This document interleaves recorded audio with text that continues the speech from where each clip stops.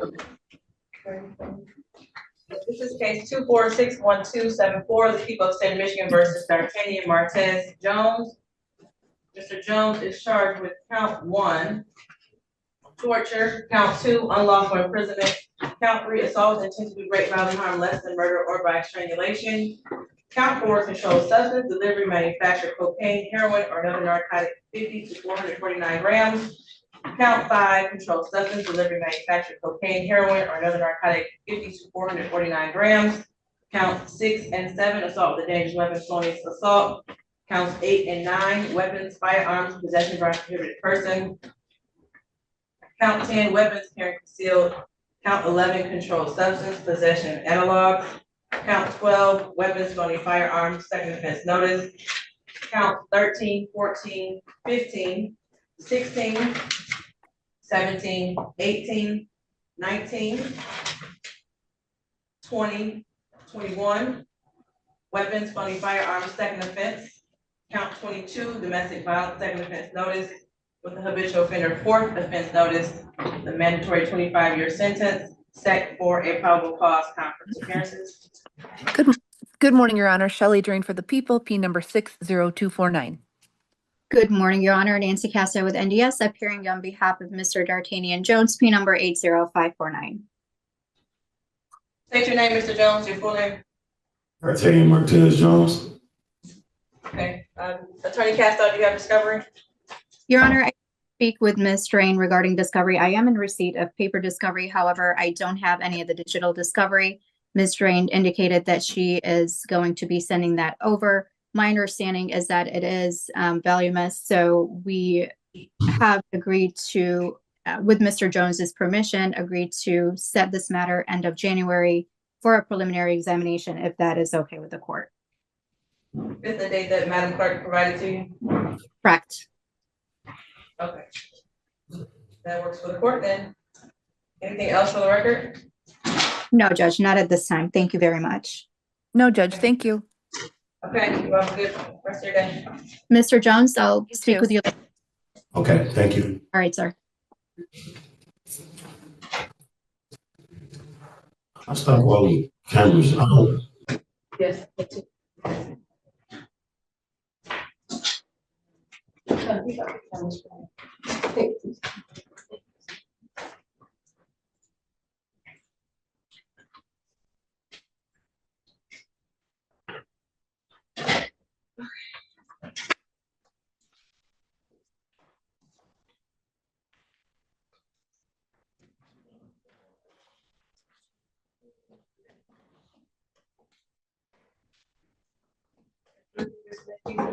Yeah.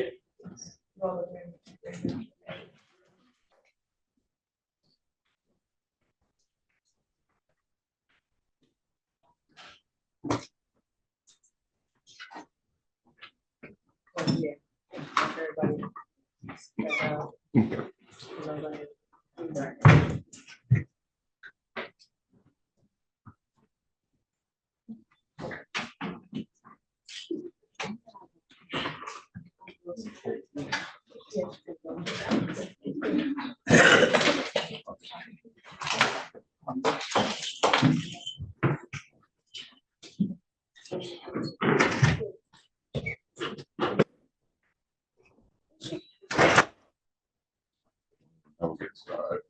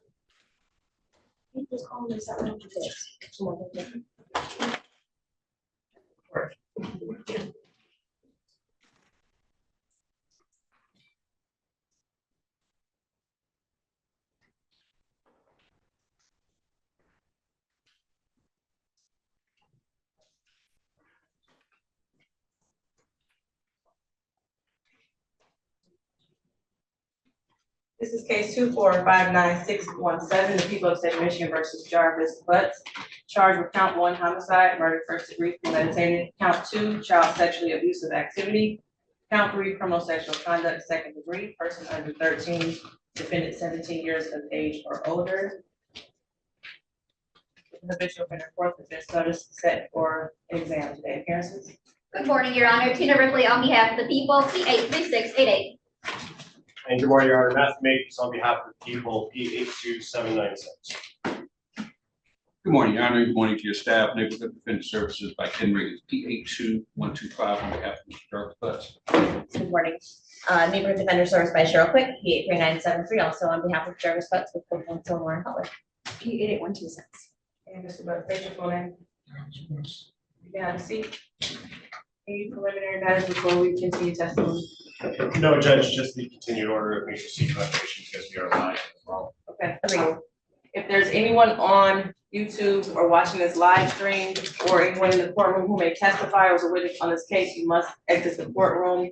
That includes the virtual courtroom as well. So with that, you can call your next witness. At this time, the people call Tashiana Davis.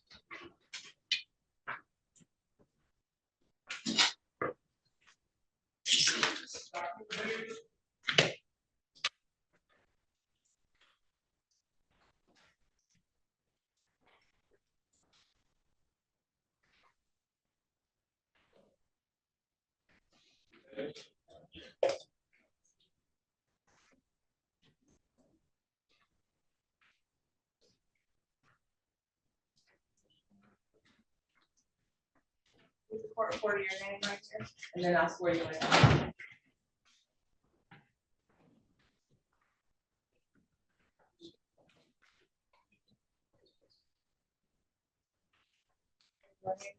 These words are true, or truth, and nothing but the truth. Watch yourself. Once you're situated, you can hold that whole microphone with the little white cap on it in your lap, or just lay into it. Just tell your office. May I proceed, Judge? Yes. Thank you. Could you state your name for the record, ma'am? Tashiana Davis. And Ms. Davis, I want to ask you about someone by the name of Jarvis Butts. Do you know that person? Yes, And how do you know Mr. Butts? he was my fiance. And do you see Mr. Butts in the courtroom today? Yes, Could you point to him and identify a piece of clothing that he's wearing? he's right there with a green cotton. For the record, the witness has identified the defendant, Jarvis Butts, in this matter. So reflect. Thank you. And how long, you said he was your fiance. Yes. How long in total have you known Mr. Butts? 4 years, And- since 2019. 2019? Mhm. Is that a yes? Yes, And when did you become engaged? 2023. And can you tell us a little bit about the nature of that relationship? Do you have any children with him? Things like that. No children. And would Mr. Butts sometimes stay over at your house? Yes. How often would that happen? Pretty often, but we didn't live together. Okay. I want to take your attention back to January of 2024 and February of 2024. Did there come a time when Jarvis Butts asked you to drive him to court? Yes, And when was that? February 7th. Of 24? Yes, And was there a time before that that you had to drive him? yes. And when was that? January, I think it was the 9th. Okay. It was in January. So you've at least driven him to court twice? Yes. And let's talk about the January 9th date that you drove him.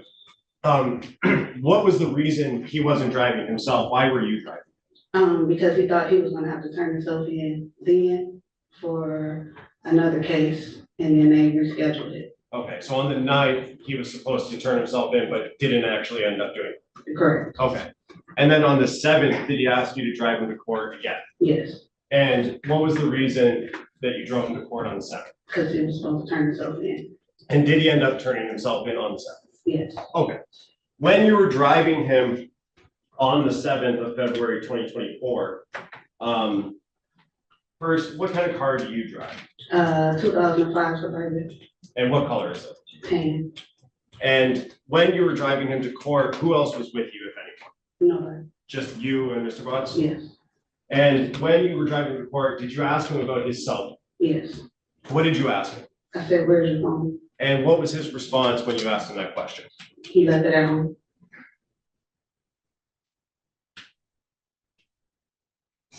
And did you have any other conversation regarding his phone on the 7th when you were driving him to court? No, And what did, you said he did turn himself in? yes, And so you drove back home, correct? yes, Did you eventually have some contact with the police department? yes, And where were you when you had that contact? in the hospital. And what did they ask you about generally? Did I know anything about a missing child? And do you know anything about the missing child? No. Did they ask you about his cell phone? Yeah, I believe so. And did you know or have any reason to believe, other than what Jarvis told you, that his phone was someplace else? No, And did you know that his phone was in your car? no, Did you give permission to the police to search your car? no, they just came and took it. They had a search warrant? Yeah, Oh, and were you present at your house when they came and took your car? no, And did you observe them search through your car and pull anything out? no, May I have one moment, Judge? Yes.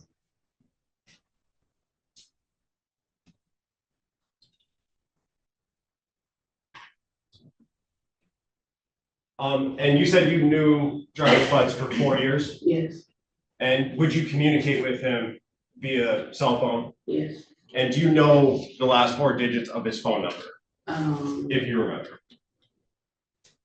Nine, If you don't I remember, don't remember. okay. With looking at text messages, refresh your memory? Yes,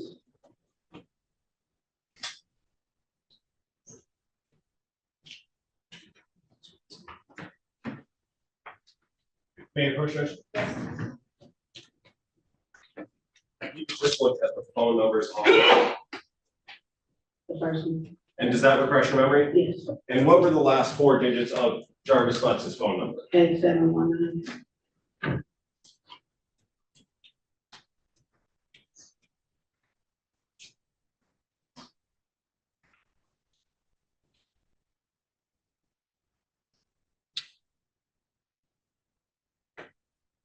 At some point after you dropped Jarvis Butts off at the courthouse and he turned himself in, did you go to his place of employment on at 9,000 Connors? No, Okay, did you ever talk to his business partner, Tordell, right? no, Oh. I've got it. Thank you. Morning, Ms. Davis. You met Mr. Butts at Frank's Garage, is that right? yes, And that's where Mr. Butts was working, about 4 years ago. yes, You were taking your car there, yes, and, I think in your words, you said you kind of never left after you met him. Is that fair to say? yes, You guys got along really well, yes, and you just kind of started a relationship from there. yes, Would you go up to the garage after that relationship started, yes, kind of just to drop in? yes. At any point in time while you were at Frank's Garage, did you ever see, any children there? No, Is it fair to say that Mr. Butts was very protective of his phone around you? yes, He would never let you see his phone screen? No. Wouldn't give you access? No. Certainly didn't give you his, passcode or anything? In fact, you've actually actively tried to get into his phone, right? yes, I think you had mentioned that, when he was sleeping, you tried to kind of wave it in front of him, see Yeah. if that would unlock it. mhm, You took a picture of his face once and tried to yes, put the screens together. So you wanted to know what was in his phone. yes, And he did not want you to know what was in his phone? No. As far as you know, mhm, is that yes? yes,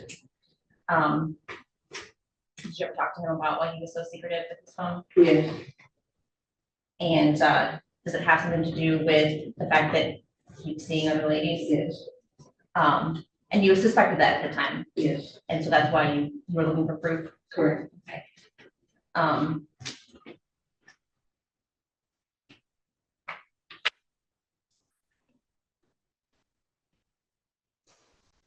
Even though you suspected that Mr. Butts was unfaithful to you, you still stayed with him. Yes, One reason for that is because he was good with the kids. yes, He cared for your kids. yes, He took them places. yes, You took your son up to the shop. yes, He showed him how to change the oil in the car. correct. And you viewed him as a good father figure. Yes, Did you ever see anything inappropriate or that would cause you to, see a red flag with regard to him and your children? no, Did you ever see him acting inappropriately with any other children? no, Certainly if you had, you would not have allowed him in your house. oh, absolutely not. You knew that Mr. Butts had other children, right? Yes, With a woman named Angel yes, and a woman named Shannon. yes, He talked about his children with you. yes, Did he ever talk to you about his niece? no,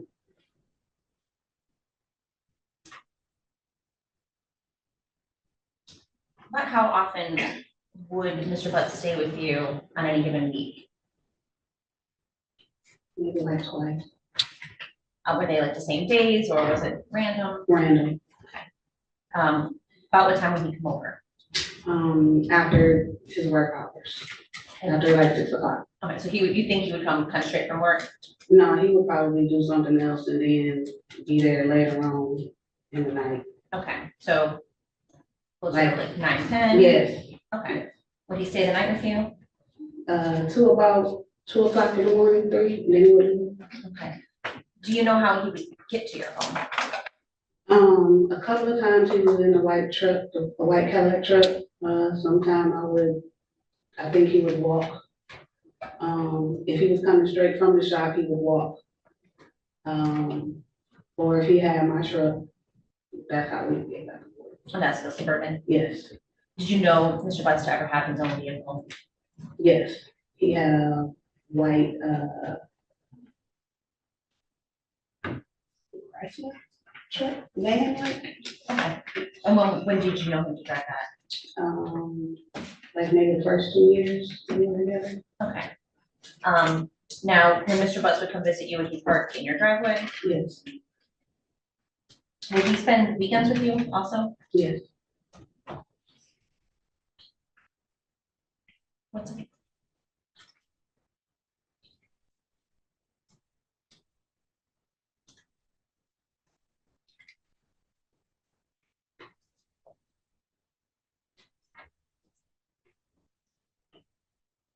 Yes, thank you.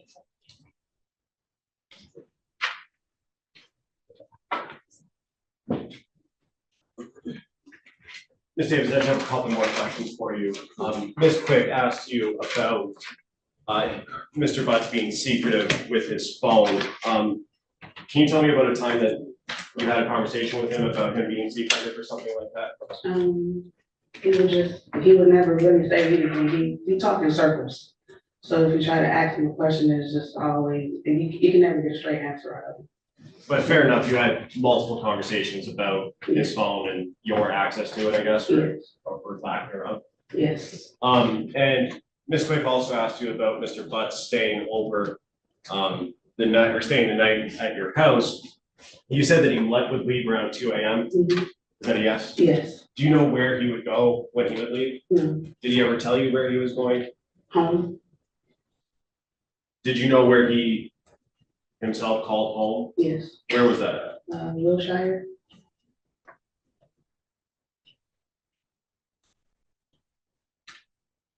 And you said he would walk from his place of employment if he was coming straight from there, right? yes.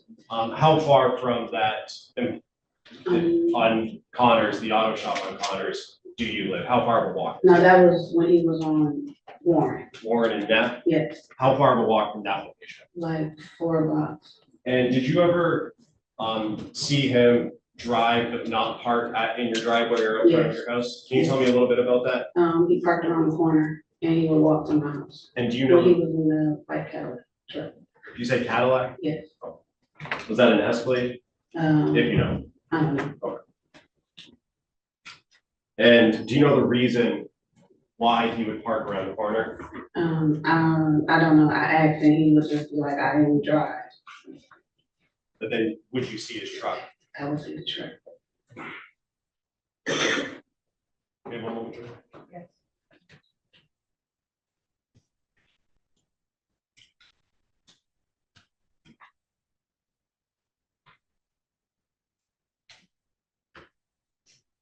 One last question. You said you lived or called home at Wilshire? Yes, Have you ever been to that house? yes. Have you ever been inside that house? No.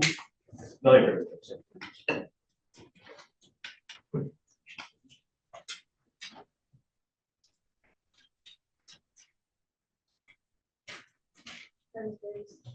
You're done for the file. Watch just that, another response.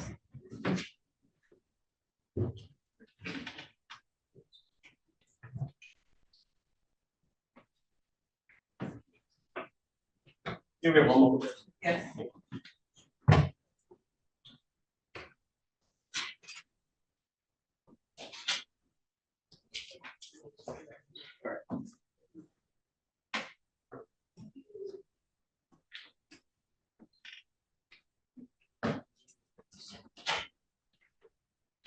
Your Honor, at this time, people would call Border Patrol Agent Wyatt Barnes.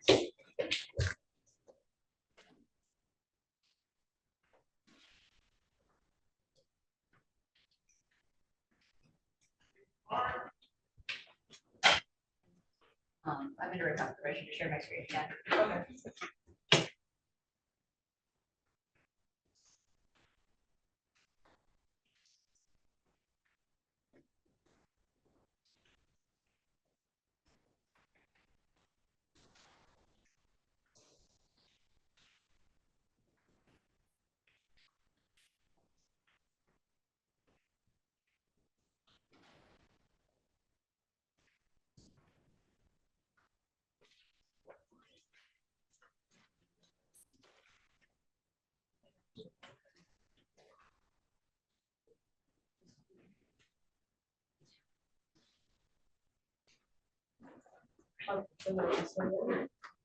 You heard something. I do. Pull that whole. Off of the leg once you sit down. It gets easier. Okay, thank you.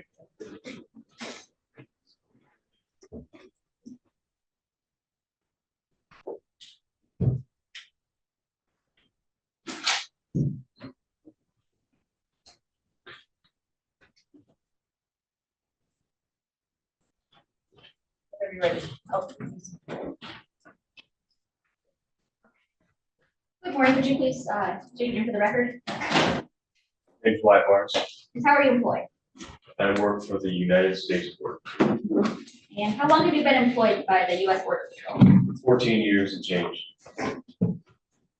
And were you working back on March 12th, 2024? Yes. And in what capacity were you working? I was working in a search and rescue capacity. That's the primary job, my primary job. Okay. And were you working alone or with a partner or a group of people? With the team. There was a sizable team that day. And what is it that you guys were doing? We were responding to a missing person Okay. in that area. And which area are we talking about? Where were you at? 7 Mile and Bird. And what was your role in searching the 7 Mile and Berg area? I was searching the riverbank of the River Rouge. We were searching south along the bank. I was on the east side of the bank in the 7 Mile Berg area. And when you were searching this area, was there anything in particular that you were told to look for? Just nothing solid, but there were just some child-sized clothing things, just anything that could have been washed up on the riverbank. There was a storm recently, so we were in the water and on the riverbanks. Okay, so you're kind of looking for maybe some child-sized clothing. Yes, Okay, and did you come across any clothing that you thought maybe would fit the description? yes. Okay, and where was that at? That was south of 7 Mile and Berg, near a abandoned structure next to a dirt parking lot. About, I can't get the exact distance, maybe 15 feet up. And when you find articles of clothing, what is it that you do here?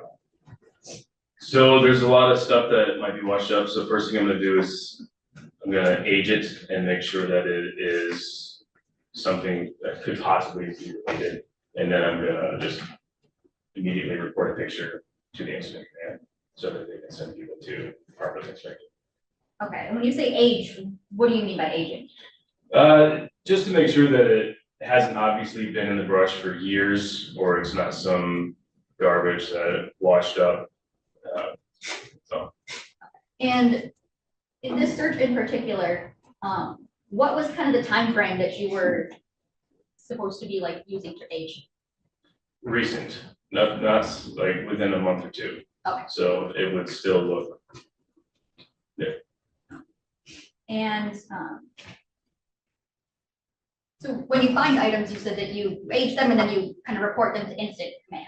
yes, Okay, and how is it you report them? Do you go like a walkie-talkie? Do you call them on the phone? via radio.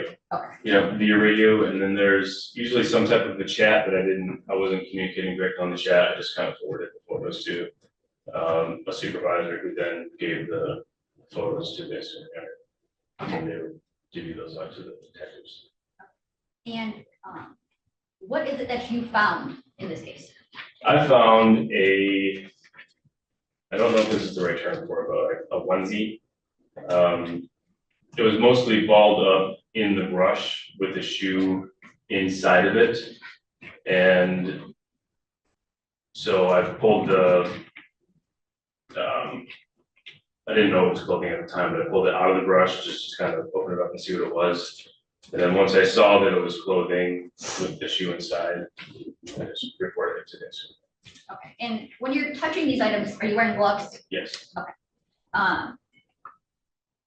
Do you recall, describe the onesie, color, size, anything like that? Pink. Honestly, the size, I don't, small. And what about the shoes?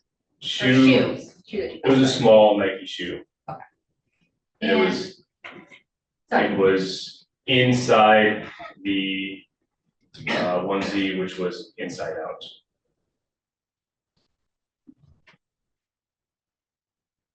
And were you instructed to recover those at the time? Like bag them and bring them somewhere? Yeah. No, Okay. no, that wasn't. Were you?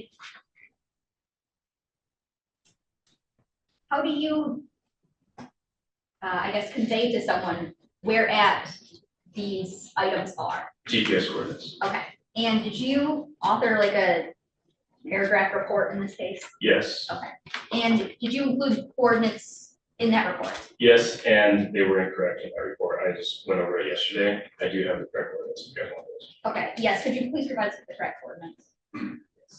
Is there something that you're going to use to refresh your memory? I have a piece of paper here. Yeah.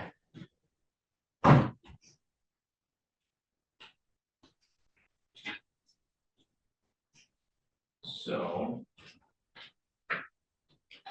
the coordinates that were provided in the paper were from the incident command. These coordinates are very close to where that piece of equipment was found. Their decimal degrees, 42.426693, negative 83.268497. So the coordinates that are in your report are where incident command was kind of set up. That's the incident command, yes. Okay. I'm going to show you what's already admitted as People's Exhibit 14. I'm going to show you some specific pictures.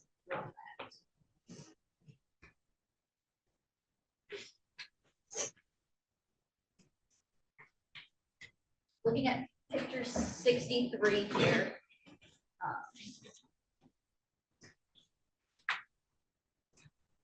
tell me, do you recognize anything in this photo?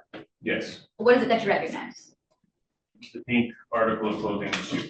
Okay, and when you initially saw these items, is that how you saw them? No, they were just balled up in the brush, just kind of stuffed in there. Okay, and, So sorry, continue. I pulled them out and set them that way so the detectives would see. Okay, so. Photo 69, is this the shoe that you had found that was inside the leg of the pink jumpsuit? or Yes. onesie? 67.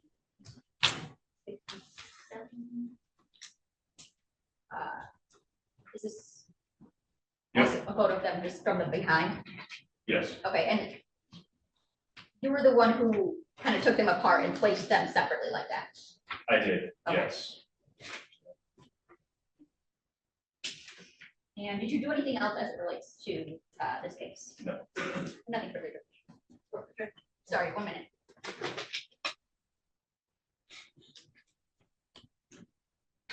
The coordinates that you gave, were those latitude, longitude? Yes, yeah. Nothing further. Okay. Well, decimal degrees, so. Thank you.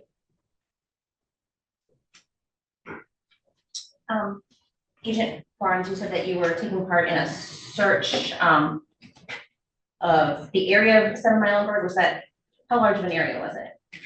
I probably searched at that point, not quite half a mile. So, not a And huge area, you said you were part of a team, yes. but how many people were out there? There was multiple counties out there assisting in search. I would say the exact number, probably 7 dozen. 7 dozen? 7 dozen. Several. There was different teams assigned to different parts of the river.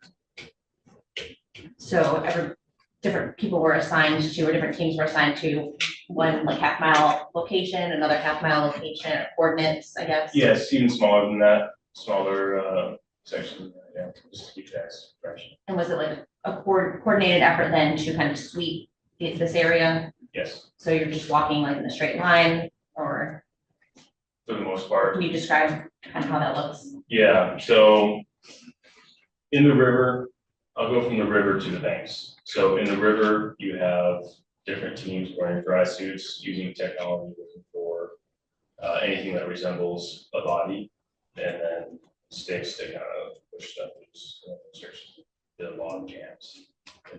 Then you have guys on the edge of the river, because the water level is high, so they want to cover the river banks as well, which the water level was high and had become lower.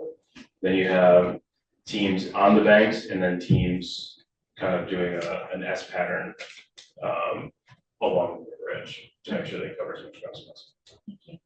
And so you said that on this particular day, the water level was high? No, the water level was high the week prior or so, so we wanted to make sure that we covered the river banks where the water was. The water was back to its normal level. Was there a way to tell where the water level had been previously? Is there a way to mark that? Sometimes it's just where debris gets caught up. Okay. It was maybe a little higher. And it was you personally that saw the pink onesie, or the pink thing that you initially saw? Yes, Did you take pictures of it, how it looked when you initially found it? I didn't, no. Would you normally do something like that? There's just so much stuff. I wasn't taking all day if I take a picture of everything I found. So You stopped and kind of moved it, manipulated it? yes, I pulled it up to inspect it. Noted that it was worthy of reporting, set it back down. Ready to go. Okay, and how far did you set it down from the location where you initially located Same it? spot, Exact same spot? same brush. Okay. And you said that part of what you do is kind of to note approximately how long it looks like it's been out there. Yeah. And in this particular case, what was it that you kind of found or thought when you noticed it? There was no discoloration from the sun. You know, typically if something sits outside for a while, the sun's gonna change the color that it sees, and then underneath it's gonna be different color. There was no discoloration in the article of clothing. So, and that can happen in weeks. It's pretty quick.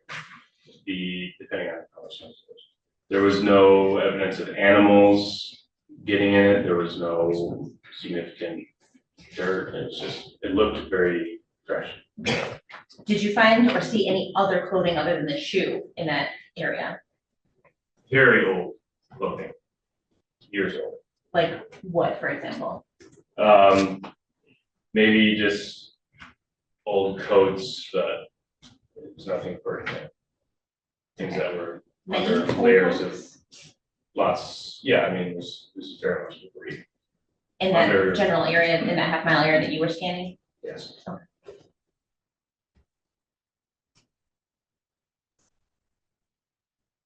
Nice.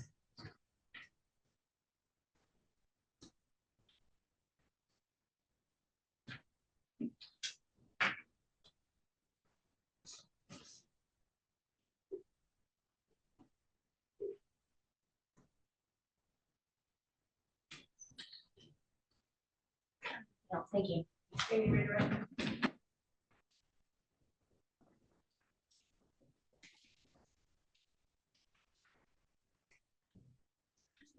Oh, I'm sorry. Oh, I'm sorry.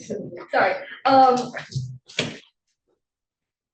Given, that you photographed these and alerted these, did these, the pink onesie and the shoe, those match your aging description that you were following? There was no age necessarily affected me. Like they hadn't been out there for a long period of time.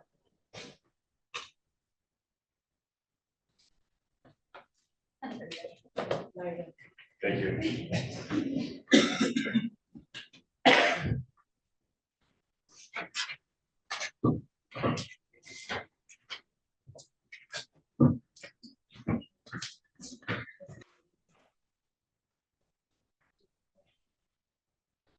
At this time, Judge, people call Sergeant Melanie or Ward.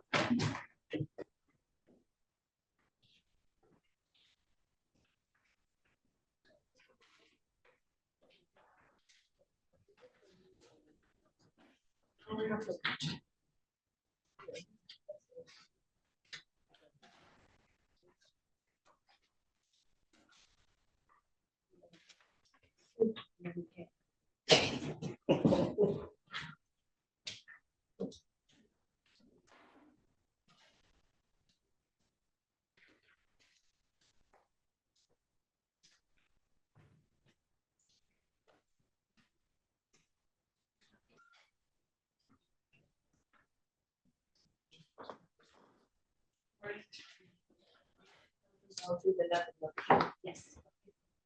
This way, just make sure you watch your steps.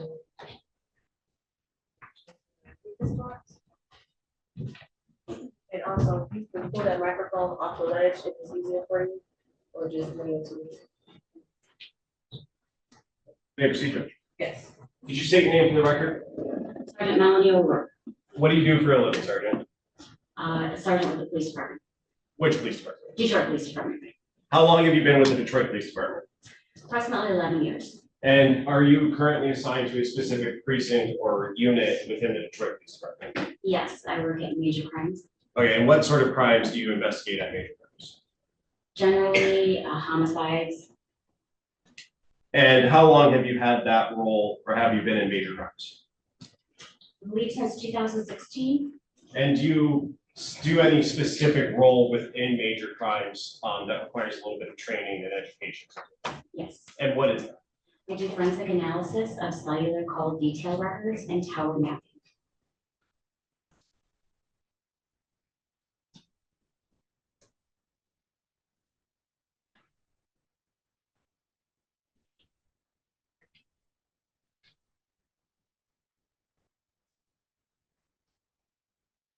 Okay. And what sort of training, very generally right now, what is that? What types of training? No, sorry, new question. Generally, what is called forensic analysis of CDR and tower mapping? I don't understand. Okay. Have you had any training to do that? Yes, Tell us about that. I've had T-Mobile training. T-Mobile is the prevalent company here in the Metro Detroit area. I've had Excel training. Excel is the format that most of our call detail records come back to us in.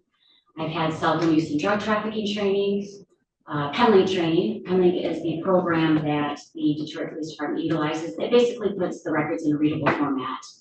I've had CATS training, which is an acronym for Call Analysis Training School. I've had Penlink training, PLX training, which is an upgraded form of Penlink.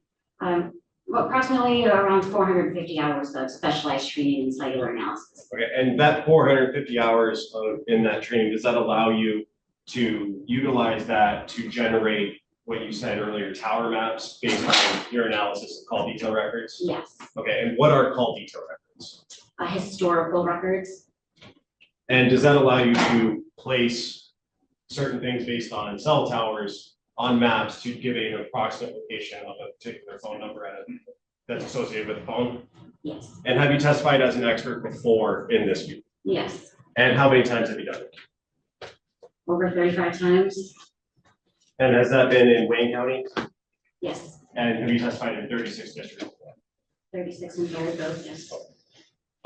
Judge, at this time, I would move to qualify Sergeant O'Rourke as an expert in the field of forensic analysis of call detail records and tower mapping. No objection. Now, can you describe for the record, when you get call detail records, the process that you would go through to generate maps? Yes, the OIC or the officer in charge would supply a search warrant for a particular target number. We would submit that to the respective cellular company, whether it's T-Mobile, AT&T, or Verizon. They will submit back to us in the form of raw records, usually in Excel format, the call detail records, and other various forms, subscribers, things like that. And in terms of the call detail records, what is contained in that spreadsheet? What sort of information is contained within that spreadsheet? It'll be dates, times, locations, the target number in question, any contact ID, who they're, having any type of activity with, whether it's a text message, a voice call, the duration. There's multiple things associated. And you talked about location. How are those locations generated and inputted into that spreadsheet? So these records will supply an actual either latitude, longitude, or a location area code or other location information for the cell tower that the, we're just gonna say cell phone in this case, cell phone interacts with. Okay. And can you describe well, first, silly question, I know, but what is a cell tower? What do you mean by that? It's the cell towers that you see all over the place. They can be, one of those huge mammoth things that you see. They've got a bunch of cells on there and antennas that you see, or it could be, really small and, but they're all over the place. Okay. And the records provide a indication of which tower it was, that phone number was interacting with at a specific time? Yes, And does that allow you to take that information and put it into a map or go through a process to generate that location on a map? yes, we actually receive the information and put it into a system called Penlink. And that information will, like I said before, will basically put it in a readable format. So the information that you receive today, that's what you're gonna look at. Now let's talk about this case. Did you do that, follow your process based on your training for a target number of 313-585-8719? Yes, I believe so. Okay, and that was a T-Mobile record, correct? It was. Okay. And did you generate maps based on your training and experience using Penlink to map that phone number and that phone at specific times related to this case? We did. May I approach, Judge? Yes. I'm approaching the people's proposed exhibits 33 through 39. If you could take a look at those, Sergeant, and do you recognize what I just handed you?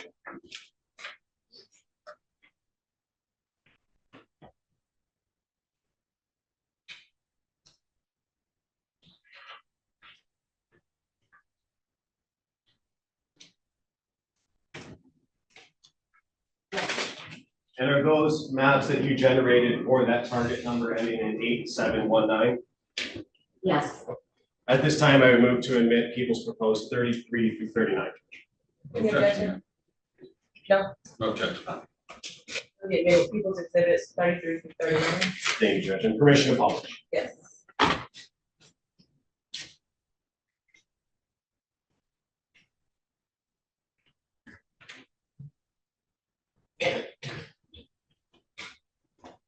And on the screen and in your hand is exhibit 33.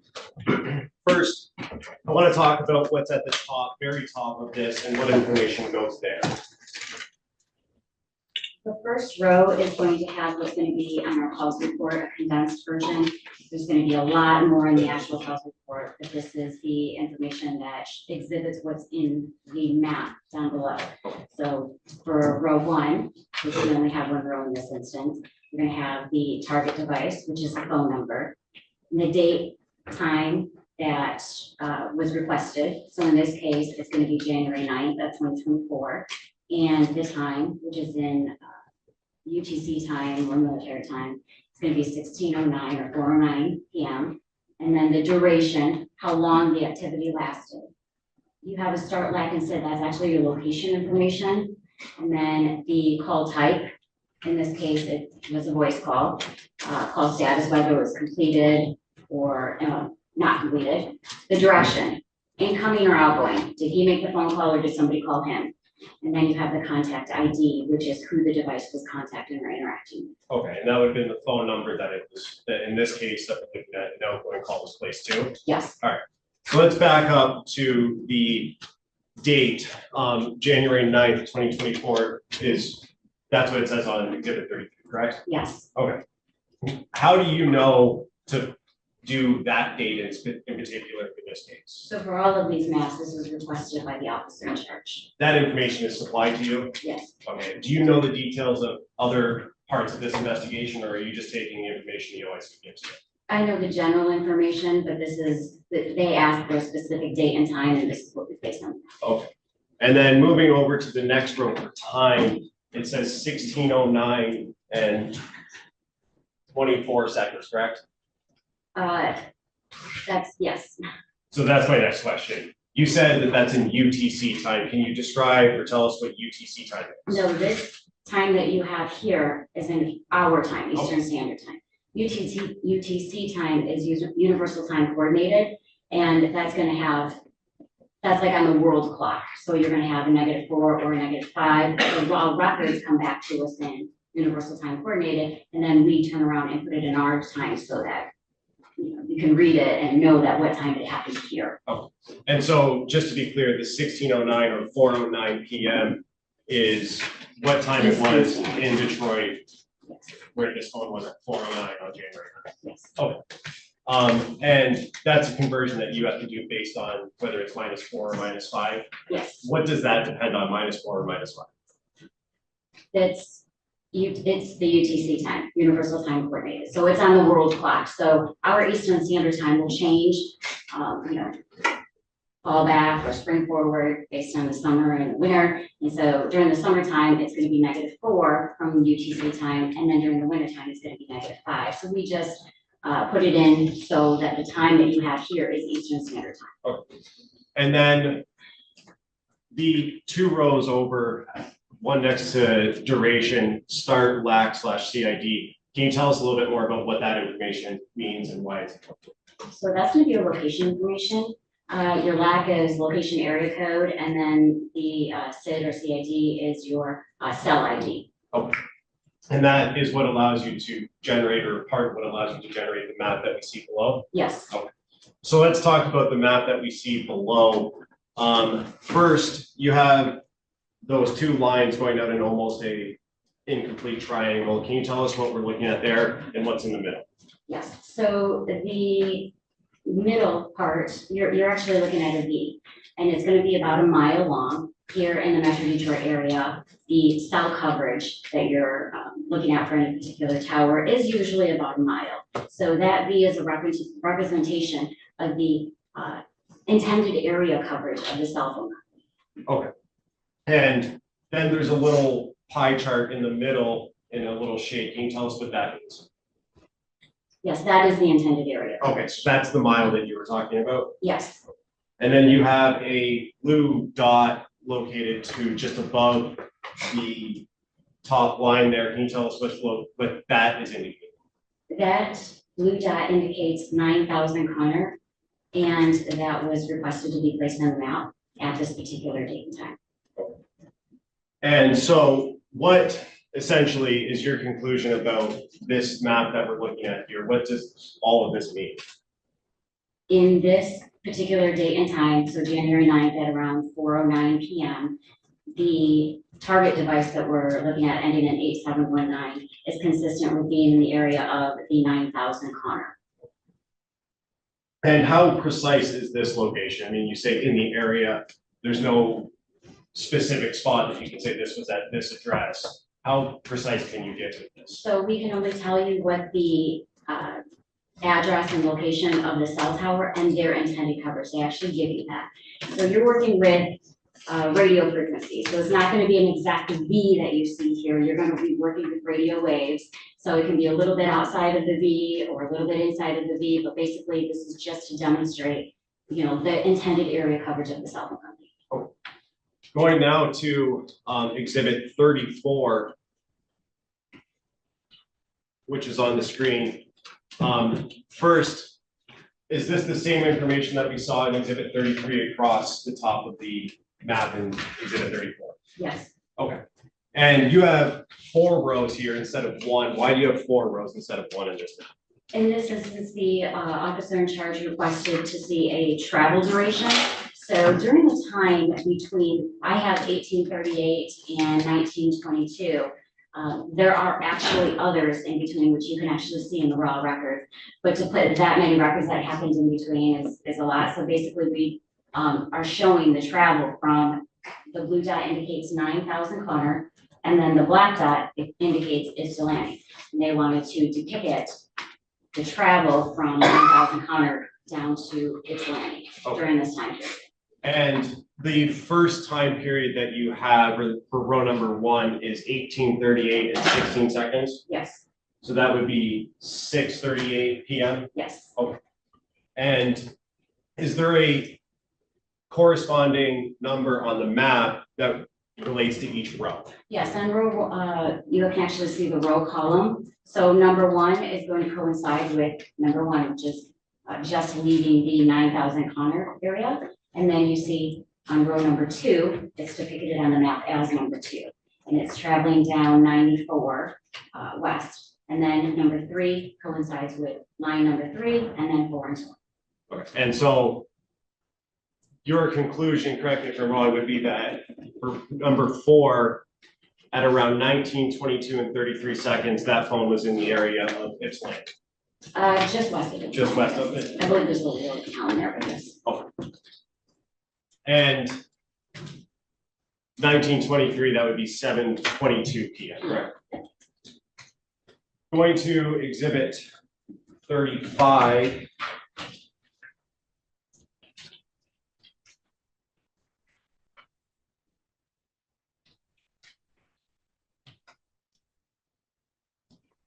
And on exhibit 35, which is on the screen now, you have, again, 4 rows, but there's different coloring for that information. Can you describe what we're looking at and what the coloring is? Yes, so the blue dot indicates 9,000 Connor, again, and the purple dot indicates 13362 Wilshire. And those are the 2 locations that the officer in charge requested to be placed on the map. And they wanted to show that this device was in the area of either of these locations and at what time. Okay, and so can you tell us about the lines closer to the 9,000 Connor location and what ones those correspond to in your records up top there? So this is an RTT report or a time in advance report. And the row number 1 and 2, which one is a dark blue line, and the other is the light blue line, all indicate approximately around the area of 9,000 Connor during the time of 2028 and 2042, which is 8:28 p.m. and 8:42 p.m. And so is it fair to say that this phone was in the area of 9,000 Connor at those times on January 9th? It's consistent with being around the area. And then the other two, the purple and pink lines, can you tell us about those? So there's a dark purple and a light purple, and that's around the area of 13362 Wilshire. And those are times of 2048 or 8:48 p.m. and then 2059 or 8:59 p.m. So the RTT information has moved from around 9,000 Connor to 13362 Wilshire during that particular time. And so does that indicate that the phone was traveling towards the direction of the Wilshire address? It could have been. Oh. And you said RTT. Can you tell us a little bit more about what that means? RTT is a real-time tool or time in advance. Basically, it's a report that T-Mobile will send out, and it's historical location information. It's not necessarily based off of any type of activity. So you're not going to have phone calls during this time. It's not going to be text messages or as long as the phone is on and the cell tower basically, or the base is able to get in contact with the device and back. So basically it's a time that it takes for a base station to send out a signal and then have it received back from the device. Is it fair to say that that's more of a passive interaction between the phone? There's no input on the phone that's required for this? There's no input required at all. There's not any cellular activity at that time. It's basically for efficiency and performance by the network.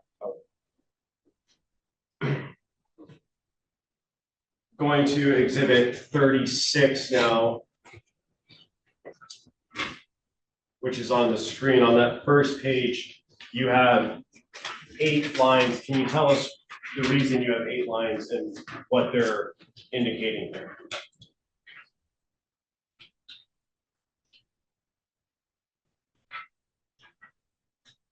Number 36 is a Courtroom Court and Tower map of the date and time of January 9th from 22:53 or 10:53 p.m. to January 10th of 2024 at 1:11 a.m. Okay, so that's the time you're analyzing here is from closer to midnight on the 9th, going into the next morning, early morning on the 10th, correct? Yes. All right, and going to the second page of this exhibit.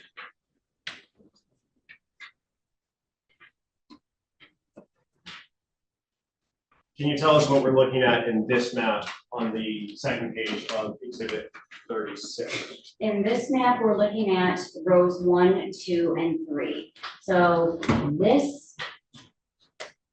the red dot that you have right there smack dab in the middle indicates 2000 Harper, which is Park Crest Motel. And then the next slide has a different address associated with it.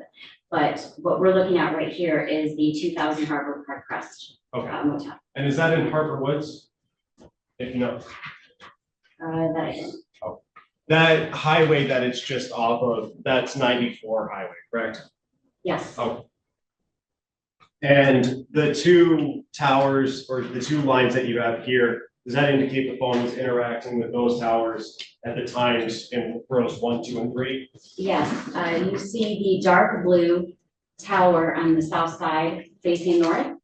That's the area of it. And then you have the light towers the light tower up top, the light blue, which is number 3, and that's facing downward, and they encompass the area.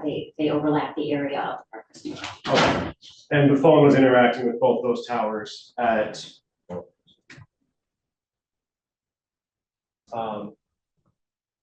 12:37 in the morning on the 10th? Between 10:53 and 12:37 a.m. And then going to the third page of this map, what are we looking at here on the third page and what rows do they correspond to? This third page is going to have a purple dot that indicates 4 East Alexandrian, and that is another location that was significant for the officer in charge to place on the map. And sorry, maybe I missed you saying this, what rows does it correspond to on this map? And that corresponds with the purple row. So each color represents the call detail records, the color on the call detail record report. So that's gonna be row number 8 at 1:11 a.m. on the 10th of January. And this is all for that target number ending in 8917, correct? 871. 871, sorry, thanks. All for the same number. Yeah, all of these reports. Okay. And does that indicate to you that the phone moved from that Park Crest location down to where this is on Alexandra? Yes. And then the last page of this exhibit, is this just an overview of both of those maps that we just looked at? Yes, it is. So you'll see in the beginning, or I'm sorry, at the end of the night at around 10:53, it's up at the Park Crest Motel up there on the northeast side, and then it travels down at around 1:11 in the morning on the 10th down to the purple area. And that's the Alexandra. It is. Going now to exhibit 37, which is on the screen. You have that there? I do. Okay. First, can you tell us again what we're looking at in the 3 rows on the first page of this exhibit? So this is the time in advance report. You've got the row, the target, the day, and these are going to be, these are all in the color black and on the map for the second page. And basically it's showing on January 10th, 2024 from 22:51, which is 10:51 p.m. to 22:53 or 10:53 p.m. So on the 10th, later in the day on the 10th. on the second day. Okay, and so we moved almost 24 hours, or 20 hours up from the last one, correct? Yes. Okay. And if we could go to the second page. And where is this phone interacting with on, at the times that you just said, later in the day on the 10th? The information received from the cell phone company is right around Greenfield and 7 Mile. And is that in the city of Detroit, Wayne County? Sorry. Yes. Oh. And going now to exhibit 38. We're looking at a lot more rows on exhibit 38. Can you tell us what we're looking at here? Yes, this is the time period right after we were looking at 7 Mile and Greenfield. That time was all the way up until 22:53. So here we have from 23:40, which is 11:40 p.m. to 23:59, 11:59 p.m. And this is all on the same night of the 10th. Okay. And this is so just about 40 minutes after the previous map, correct? Approximately. Okay. And was there any information in the records, if you know, between those two times, that 40-minute gap there? They gave us a time in advance records. Oh. And going to the second page of this, on the map here, first, can you tell us what that red dot indicates on this map? So that red dot indicates 7 Mile and Berg. And in terms of the circles around that, what do those represent? The time in advance distance from the cell tower. So that's all going to be around 7 Mile and Berg area. And is it fair to say then that this phone was interacting with those towers at the times you indicated around the 7 Mile and Berg area? Yes. And can you go back up to the first page? In row 1, what is the time there? Row 1 is going to be on January 10th of 2024, 23:40, which is 11:40 p.m. And then the last row, what is the time on the last row? January 10th of 2024 at 23:59.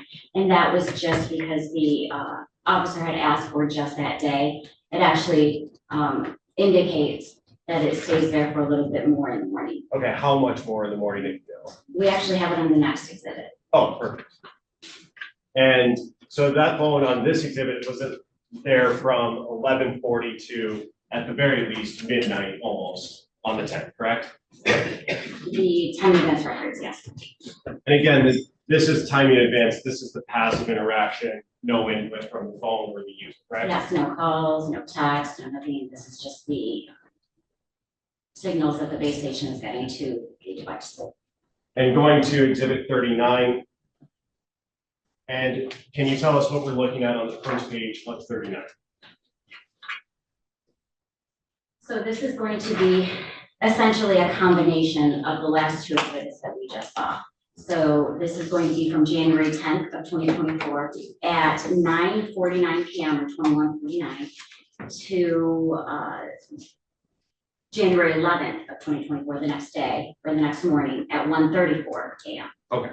And going to the second page of this exhibit now. First, on the far left side of the screen, what area is that again that we're looking at? On the far left of the screen is going to be the red dot indicating 7 Mile and Bird. And that's the same area that we saw in the last exhibit at 38, right? Yes. And in terms of what rows correspond to that one, how long was that phone there in that area into the next morning on the 11th?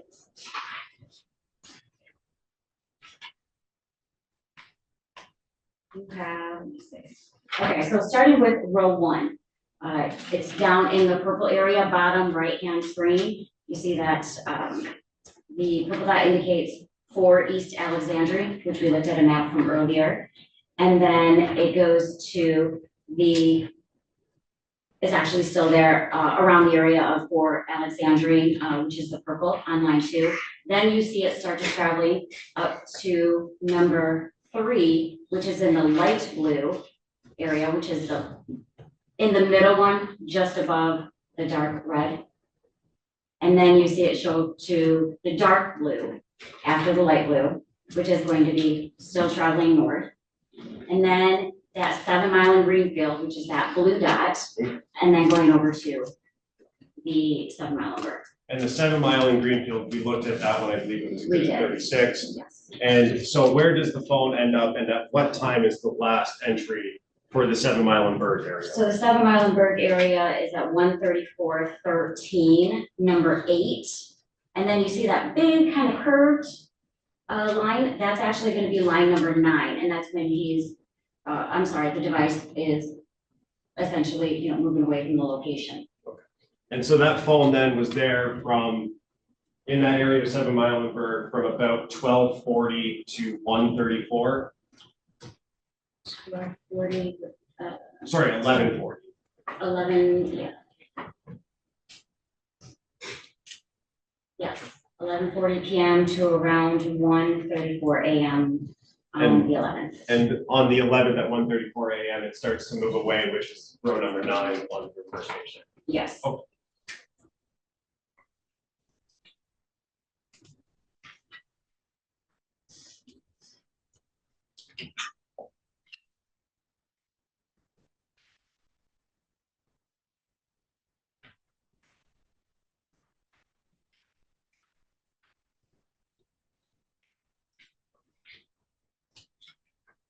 And you had mentioned earlier that part of the search warrant return from T-Mobile includes subscriber information, correct? Yes. And did you get the subscriber information for this phone, target phone number that we've been talking about? Yes. And do you remember what the name associated with this is? One of the subscribers didn't show any information. The other subscriber had, it was spelled wrong. It's like Jaris. And what was the last name? Butts. Butts? I believe so. We have one moment. Yes.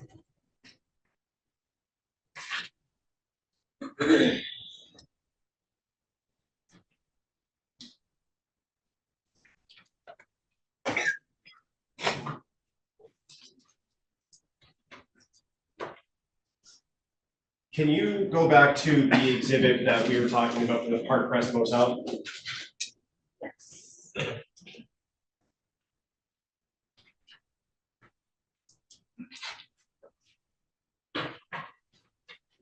I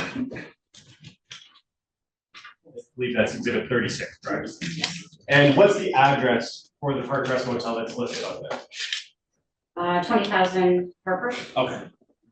Maybe I misheard you, I thought you said 2,000 earlier, I just wanted to- Oh, I apologize, it's 20,000. 20,000 Harper? Yes. Okay. Nothing further. I have one question. That's on exhibit 38, the last, one with 7 Mile Bird was in the top left corner. Yes, sir.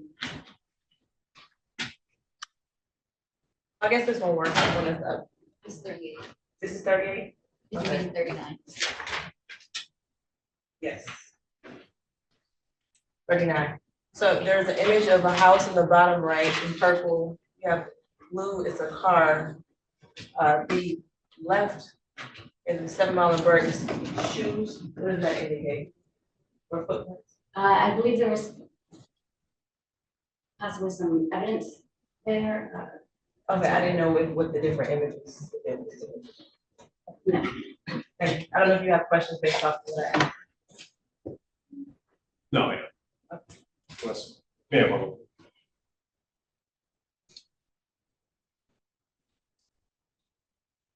Another. Okay, cross.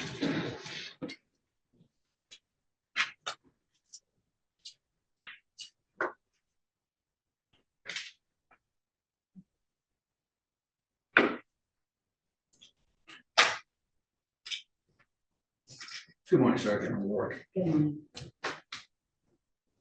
You're an expert. I'm not. So I just want to go through some things, okay? So the cell phone data you have, you call it historical data, correct? Yes. Okay. So there are 3 ways that you can find phone location, correct? There's a lot of different ways you can find information. Fair enough, but 3 primary GPS information from the phone, right? The phone has a GPS and you can get GPS information from the phone. That's not what we deal with. Right, but I'm just saying that is a way of That could be locating a a way. phone. And you can triangulate phone call, correct? We don't do triangulations. The mapping that you're looking is not triangulation. So what you're doing is what's called cell site location information. No, we're doing, the calls report, they actually give you a physical Latin long for the tower. They also give you the azimuth, which is the central location of the area coverage. Called So we're CDR. actually putting all the information that they give to us and putting it on a map, Right, it's called a CDR, correct? call detail records. Call detail record, okay. So the call detail record is basically a bunch of numbers that tell you this phone is communicating with a tower in a certain area, correct? Yes, And from that, you come up with the cell site location information, correct?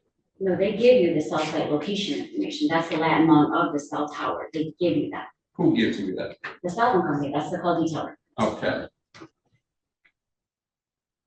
And I think you mentioned this is all historical information Yes, and it's an interpretation, so it's not 100% accurate, correct? when you say 100% accurate, the cell towers are the Latin long, there's no interpretation there. You're talking about the intended area coverage? Right. The intended area coverage, they give you an azimuth, okay? And then that intended area coverage is generally around 66 or so degrees area coverage. Okay, so the cell phone, the information you get is the phone connecting with a tower, sending information that tells you this is the location of the phone. For call detail records, they give you the tower, Latin long, the actual address of the tower.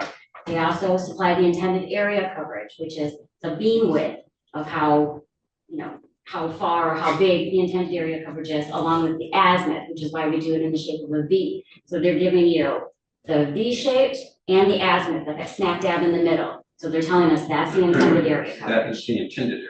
Yes. Okay.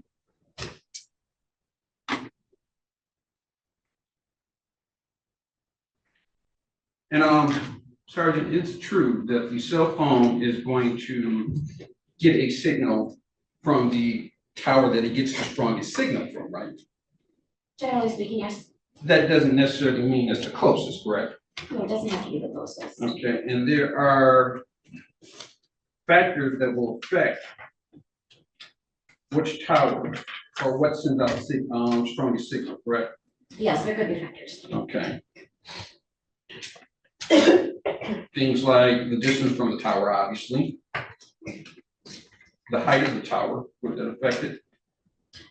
What normally affect, I mean, it could, but what normally it's gonna affect anything regarding, you know, connection to a tower, possibly weather, tall buildings, if you have a huge event where there's a ton of people trying to get on it, like, Fort Field or America. Those are the types of things that can determine where the tower is gonna be. However, here in the Metro Detroit area, it's still gonna be approximately a mile because we have so many towers that they can connect to. So you're not gonna get one, that's 20 miles away. It's still gonna be within a mile radius.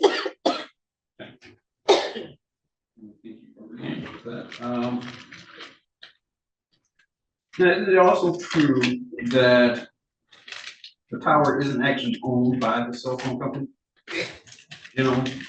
So they can lease it out, but you have the person that actually makes it, and then you have AT&T, T-Mobile, Verizon. They can all utilize any of the towers that you see here. Right, so your information is from T-Mobile, correct? Yes, And from that very same tower, let's say AT&T could have phone calls coming in, correct? possible. So there's no way to tell how many phone calls AT&T it has from the closest tower, correct? At the same time as T-Mobile. They're not gonna be on the same network. They're not gonna be the same, but Yeah, they're so you using the have same the- tower. You have the cellular network, but you have AT&T that is going to utilize some towers. You have T-Mobile that's gonna utilize some, you have Verizon that's gonna utilize some lease them out to other people, but I don't know exactly what it is that you're asking. So you're saying that it doesn't matter how many users are utilizing the tower, it just matters whether or not they're on the same bandwidth? You have a SIM card that goes into each and every single phone, and that's on their network. So you're not gonna get onto an AT&T network from a T-Mobile phone or vice versa. That's how they do their billing. That's how they, ensure that they have all the information that you receive is accurate. You're not gonna have an AT&T phone, That's not my question. My question is, can a single tower be utilized by multiple companies at the same time? it could. Would that weaken that signal, the capacity of that tower? I'm not an engineer. I don't know how big this tower is, any specific tower. That's something you would have to ask the cell phone. Okay. And it's also true that a cell phone can attach to a tower up to 20 miles away, correct? So it could in, let's just say, Alaska or, rural areas in Colorado in the mountains where you don't have that many people. And so they have bigger towers that, go further distances because they're not servicing as many people as you would, let's say, in Detroit. In Detroit, we have so many towers here that they're not going to utilize something that's 20 miles away and skip over, the hundreds of towers that you have right here. That's not going to happen, I'm not going to say never, but that doesn't generally happen here in Detroit. I haven't seen one at least. Okay. And there's generally overlap, and I think even one of the slides you had, there's overlap in these towers, correct? When you say overlap, Meaning that a single area can be covered by multiple towers. that's generally how it is. You have one tower. I mean, even in the ones that we were looking at, you have one tower with multiple cells on there. So this is for T-Mobile or any company to make sure that they have coverage, that you don't lose your service. You could have one cell facing this way, then here, then here, then here, then here. They're all going to overlap to ensure that the person has coverage, that they don't drop their service. So yes, you have overlapping. So basically, you said that you use a program called Penlink. What exactly is Penlink? Penlink is a program that we're able to receive the call detail records, input it, and basically it just puts it in a readable format. So for example, all of the calls reports that you see come in Universal Time Coordinated or UTC time. Penlink will make the time adjustments so that we'll have it in Eastern Standard Time versus having everything that you see and you have to do it in your head, -4 on each or -5 on each of these lines. So all Penlink does is convert the time. It doesn't. It does a whole bunch of other stuff too. We can do many different reports. You can do a call frequency report, see how many times that a specific calls report, called a specific person. There's a lot of different things that you can do. We can do tower dumps on them. There's multiple things that Penlink can do, but basically they're able to give us reports in a readable format that you would be able to understand versus looking at just raw records. So you get raw records from the phone company, correct? Yes, Do you know if there's any error in the records that you get or in the data that you receive from the company? do I know if there's any errors Right. in the raw records? Right. I would have nothing to compare it to. That's the information that they give us. Okay, so you don't know if the information that you receive is 100% accurate. Well, that correct? information is certified by the cell phone company.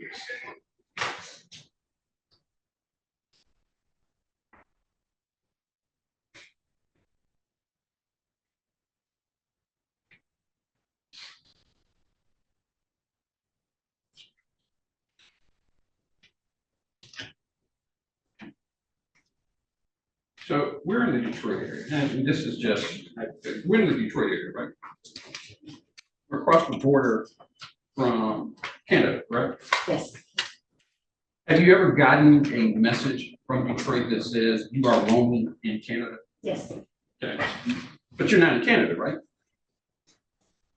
correct. So that would be an error, right? Yes, So the cell phone can make an error, right? that's not an error.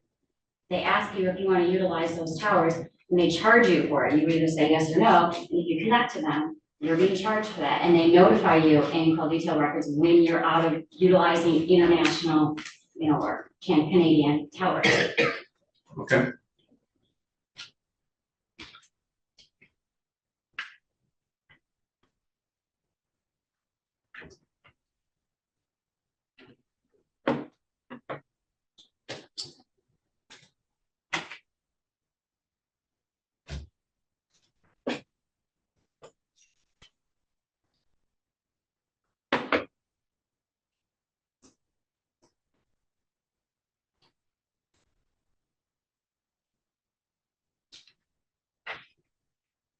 You also mentioned that there were multiple subscribers on this phone, Yes, so there was more than one phone? no. So you had the information from, I believe it was Sprint, who merged with T-Mobile. Okay, So now it's T-Mobile, but we received, I believe it was, the Sprint subscriber information and the T-Mobile subscriber information. okay. So there's not, so when you said multiple subscribers, you did not mean multiple. Multiple subscriber reports. There's not multiple phones, it's just one phone. Okay. And then, of course, you obviously can't say who was using the phone or who was with the phone at the time this phone No. was being tracked, correct?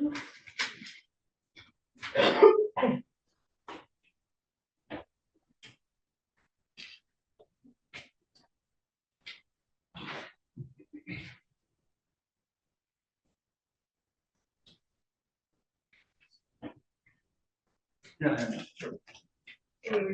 Very briefly. Mr. Reagan's asked you about the timing. And you mentioned UTC time. Just to be clear, all of the times that we looked at in the exhibits are in Eastern Standard Time, so local time. Yes. Okay. And you mentioned something earlier, azimuth. Yes. First, can you spell AZMIUTH. that? And what is that? It's just the center of the width of the, basically it's gonna be the center of the width of the triangle. Okay, or the V shape. Yes, the V shape. And that has to do with the intended area, correct? Correct.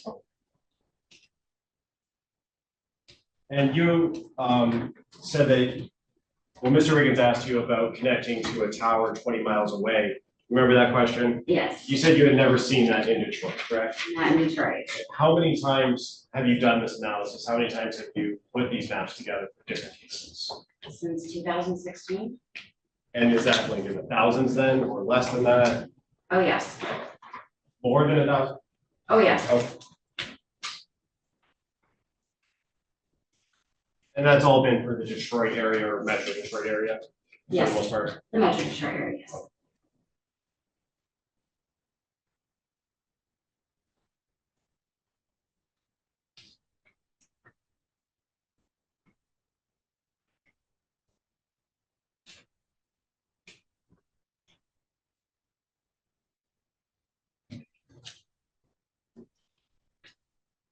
And Sergeant, does the subscriber information that is received have a physical address associated?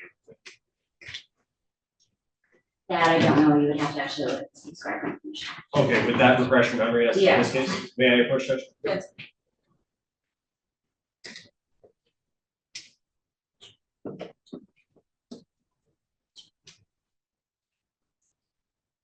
I'm approaching with the subscriber information. You can just take that. Does that refresh your memory as to whether a physical address was associated with these CDRs or call detail records? Yes. And what was that address associated with the target phone in this case? 13362 Wilshire Drive.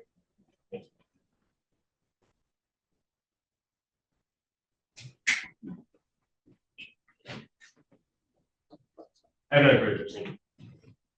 Are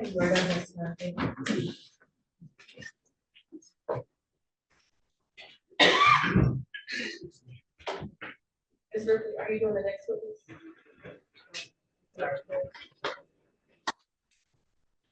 I want to see it first. Yeah. Let's do it. Maybe 15. Back at 11. 5.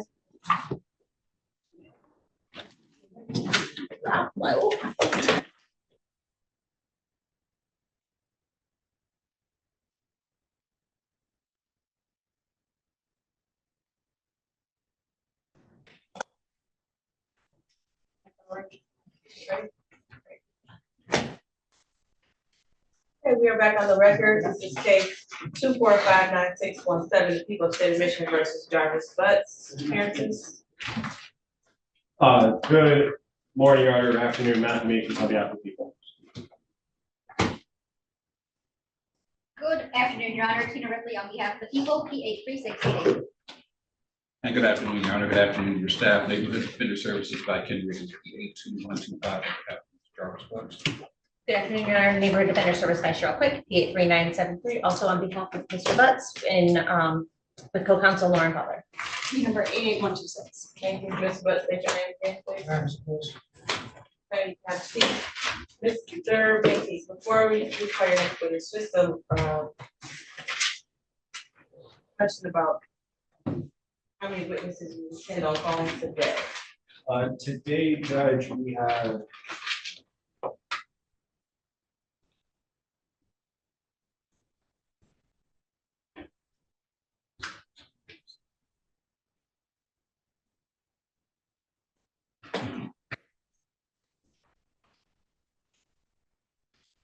five or six more today. At this time, people call Valerie Smith.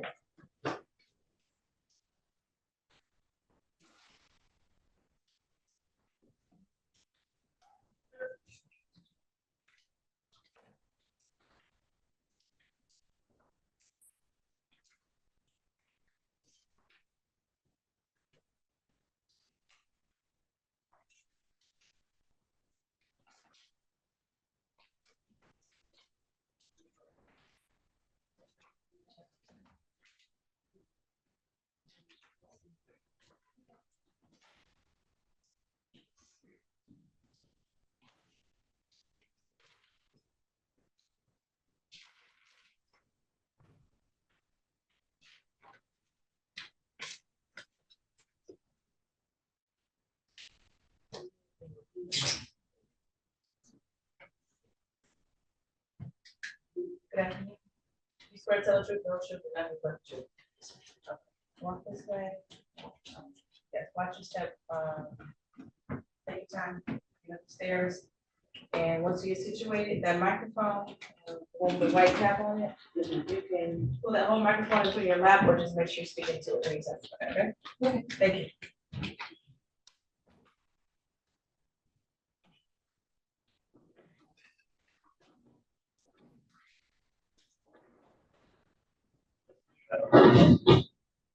May I proceed, Judge? Yes.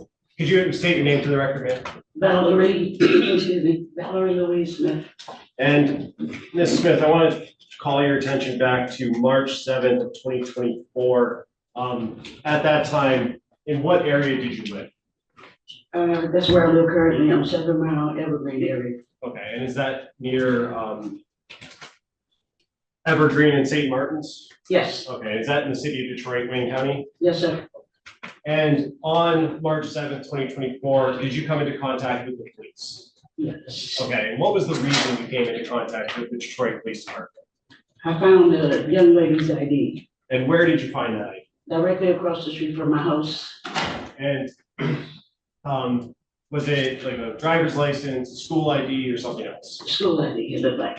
And when you found that, was that the first time you had seen it there? No, I stepped over it for 2.5 weeks before I decided to pick it up. Okay, and is there a reason after 2.5 weeks of noticing it there that you decided to I pick it just up? decided to pick it up that day. I was going out shopping and they would let me get it and send it back to whomever it belongs to. Okay, and when you picked it up, did you read the name on that ID? Yes, And what was the name on the ID? Zanaya Harris. And did that raise any concerns in your mind? It sure did. And what's the reason it raised concerns? I just heard it on the news before I came home. You heard her name? Her name, yes. And when you picked it up, did you have gloves on or anything like that? No, no. And you used your bare hand then? I took my thumb and flipped it. And when I saw the name, I just put my hands on the outside. And what was the reason you just put your hands on the I outside? didn't want it any disturb any of the prints that were on there. And when you picked it up, did you place it in anything? Once I got to the next stop, I was on the bus line. I took it in the gas station and I put it in a lid. Okay, so let's back up for a second. You picked it up and then got onto the bus? Yeah, but I still had it like this. I And, never put my fingerprints anymore. and per the record, the witness indicated by holding her hands about Yes. 3 inches apart, Yes. her fingers. And when you got to the gas station, did you go into the gas station? Yes, And did you tell the people in the gas station about what you found? yes, sir. I also told the bus driver what I had found. And then after you told the gas station people, what happened next? But I asked them to call the police for me. And did they? Yes, And then did the police come to your location? yes. And after the police got there, what happened next? They took me back to my house so I could show them exactly where I found the ID at. And did you show them that? Yes, And did you give them the ID as well? yes. I gave it to them when they initially pulled up. And may I approach it? Yes. Approaching with People's Proposed Exhibit 40. Ms. Smith, do you recognize that? Yes, sir. And is that the ID that you found? Yes, sir. I move to admit People's Proposed 40. No objection. It'll be admitted. And permission to publish on the screen. Yes. And Ms. Smith, I don't know if you can see the screen from where you are. That's the picture I just showed you, correct? Yes, sir. And is that the cup or the top of the Just the lid. I the said. lid that you Yes, put it sir. in? Is that a yes? Yes, sir. And on the bottom left, it says grade 8, correct? Yes. I have another quick question. Any cross? Briefly. Trustee Ms. Smith. Hi, how are you? Thank you. You said that you picked up the ID, was it March the 6th? Or I'm sorry, the 7th? Yes. Yes. And you said you had been stepping over it for approximately 2 weeks? 2.5 weeks, I said that. Okay, so that puts you in February, When I initially saw when it, you initially yes. saw it, okay. And you said you had been stepping over it? Mhm. So does that mean that it was actually on the sidewalk, No, it was in the grass. in the grass? Yes, ma'am. The grass next to the street? Yes. So there's like an, usually kind of like an easement between like the street and the sidewalk, Yes, and there's like a patch of grass there. yes. And is that right in front of the bus stop or, No, it was a little ways off from the bus stop. okay, from the bus stop, between the bus stop and what other landmark would you say? Nothing else is there. Nothing else there? No. How far to the corner? Of the block? St. Margaret's. It's not that far. Okay, so if you step, Yes, yes. okay, Yes, sir. perfect. Yes, ma'am.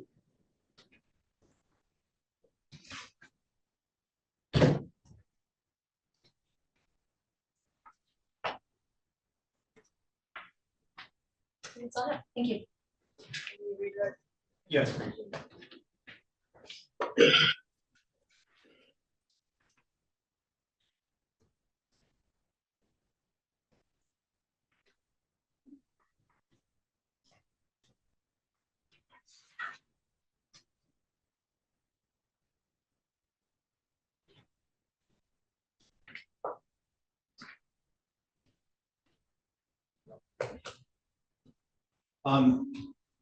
Ms. Smith, just a couple of questions for you. Ms. Quick asked you a couple of questions about specifically where you found it. You said it was in the a patch of grass next to the sidewalk, Yes, and you said you had been stepping over it for about 2.5 weeks before you gave it to the police department. before I decided to pick it up, yes, sir. The 2.5 weeks that you've been stepping over it at the beginning of that, is that the first time you noticed it? Yes, sir. And it could have been there before those 2.5 weeks, Yes, correct? sir. I think that causes speculation. I don't think it's a yes or no question. I don't know how long it's been there. She can only Could testify. you stand up to the court, please? Yes, Your Honor. My objection is how can she testify to how long it could have been there prior? She can only testify to what she knows, and she testified that she knew it's been there for 2.5 weeks. Did you see it being placed there on the grass? I'm sorry. Did you see it being? No, placed on ma'am. the grass? No, ma'am. So I want to sustain objection, because she wouldn't know, but she would see it dropped. So the first time you noticed it was 2.5 weeks prior to March 2nd. Yes, sir. And when you talked to the police officers, did you look at a photo, a Google Street View of your location? Yes, sir. And did you indicate on that photo where you found the? Exactly, yes. They took me, excuse me, they took me back to my house, so I could show them exactly what I did. May I approach Judge? Yes. I'm approaching with what's going to be marked as people's proposed 62. Do you recognize that, ma'am? Yes, And is that the photo that you signed and indicated where you found it? yes, sir. At this time, I would move to admit people's proposed 62 No objection. Would it be admitted? and permission to publish since I don't have a hard copy. Yes.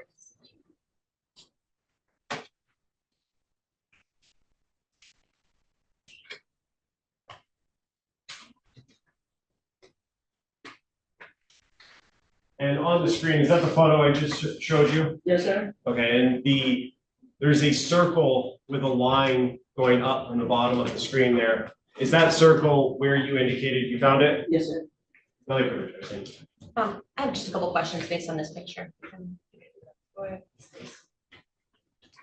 Ms. Smith, so as we look at the picture here, in which direction, left or right, is the bus stop? To the right. To the right, so closer to the church? Is that, or that white building that's in the? No, that's a person's house right there. Okay, It was like, okay, I come out of my driveway, and it's like catty corner to the bus stop of my driveway. well, the sign is where the bus stop is, right? Yes, right there. Okay, and so. Okay, that's all I have, thank you. Another. Ms. Smith, you are not testifying. Thank you.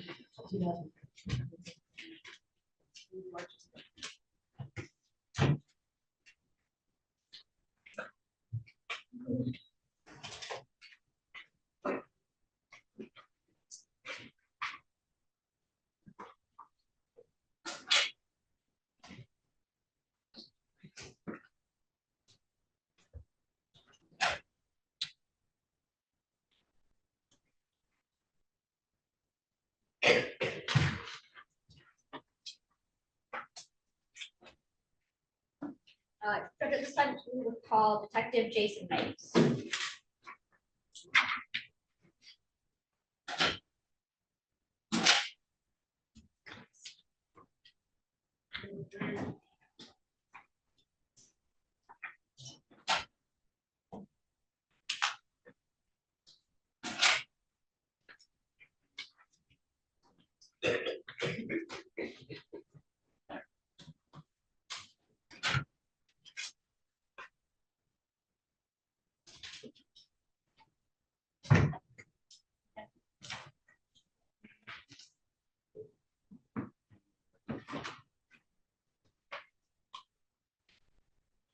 Swear to tell the truth, the whole truth, and nothing but the truth. I swear.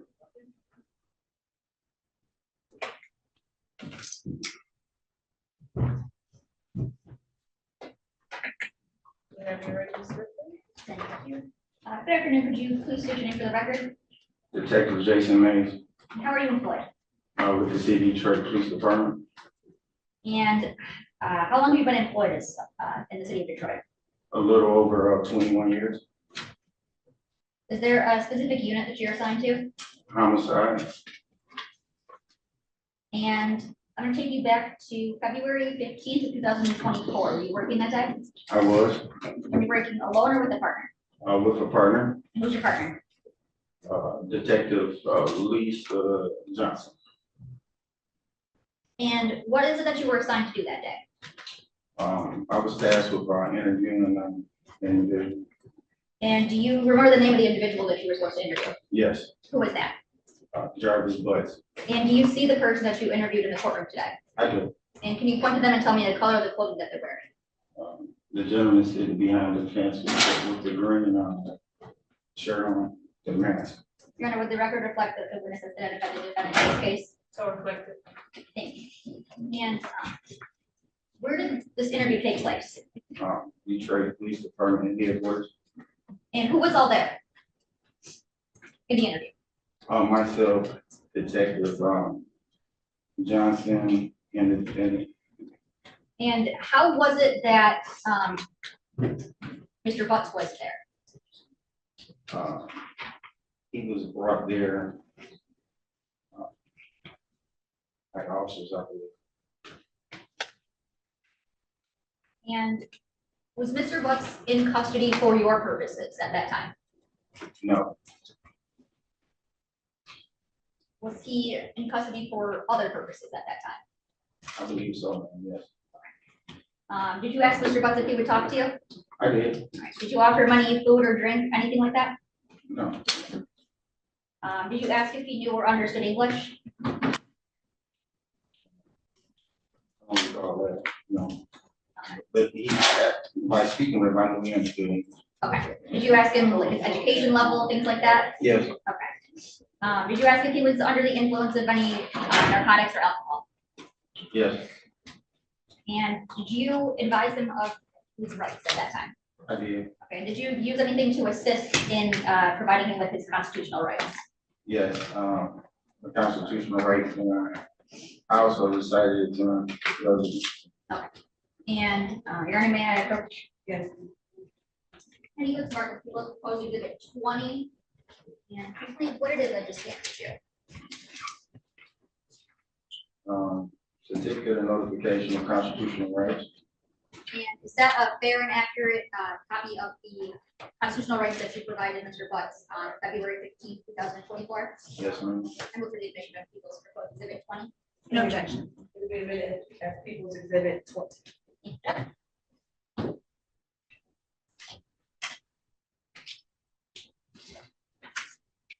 And on this sheet, did Mr. Butts reflect that he understood and acknowledged his rights at that time? Yes, And how is it that he did that? by taking the signatures and dating. Okay. And who all signs this form? Myself as a witness and also anyone that's in the room. Did Mr. Butts exhibit anything to you as an experienced officer with 21 years that would make you believe that him talking to you wasn't voluntary? No, And did he agree to speak with you? he did. All right. About how long did you guys talk for, if you recall? I would say the interview may have been so maybe a couple hours, 2 hours. And were there any breaks in between that time? Yes. And was this interview recorded in any way? Yes. How was it recorded? Audio and video in the interview. And I showed you previously in a video of the interview that took place. Do you remember me showing you that? Yes, Okay. And when I showed that to you, was that a fair and accurate depiction of the video interview that you took with Mr. Butts back on February 15th, 2024? yes, And Your Honor, I move for the admission of people proposed exhibit 21. No objection. We're giving it as People's Exhibit 21. Thank you, Judge. And, yeah, I published, I'm not gonna play the whole video, it's rather lengthy, but there are parts that I did want to play. Okay.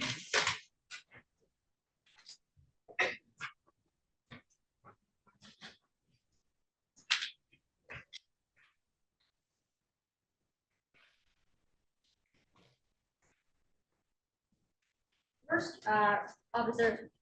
detective, I'm sorry, did Mr. Butts give you a phone number that he used?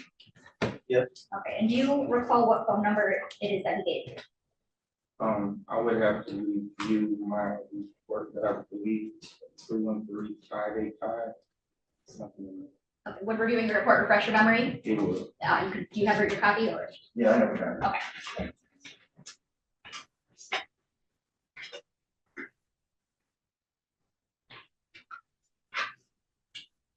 It's 313-585-8719. Now, I want to jump to 1 hour and 46 seconds. And 1 hour, 46 minutes and 56 seconds.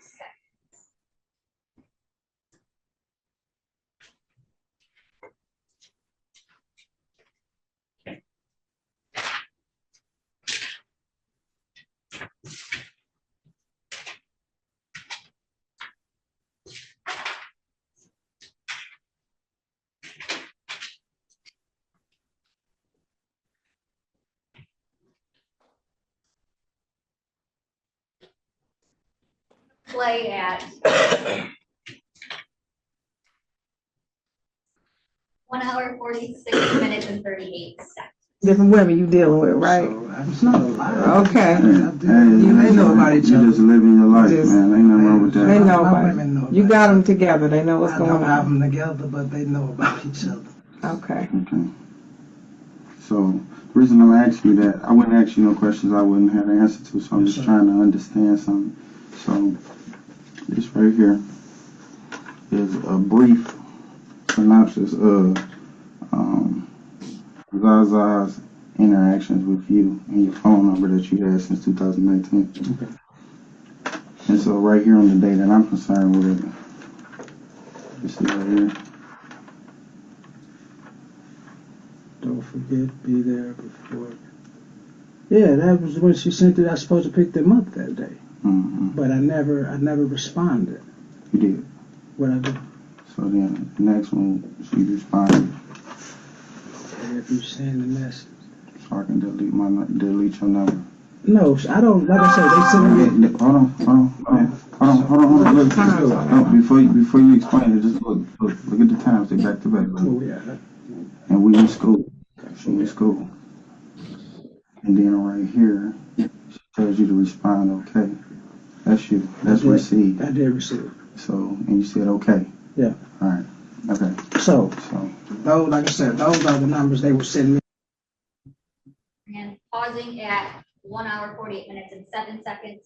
I want to go backwards.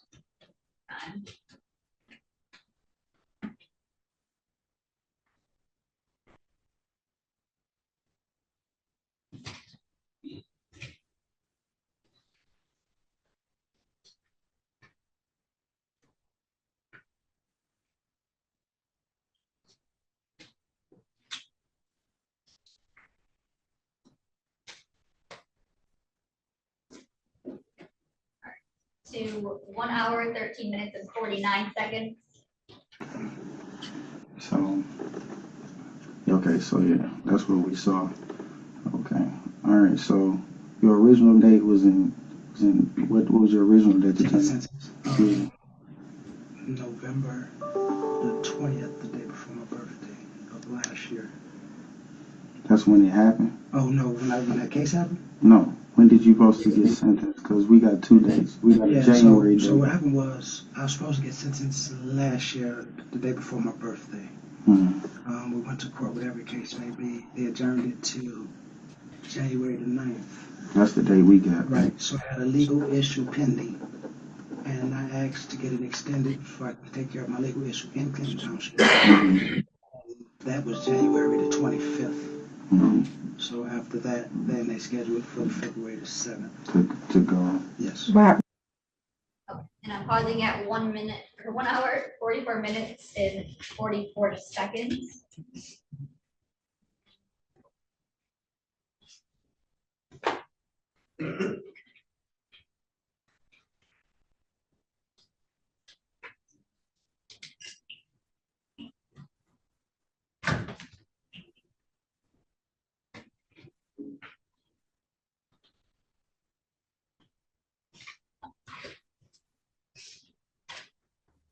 One hour, 15 minutes and 52 seconds. All right, so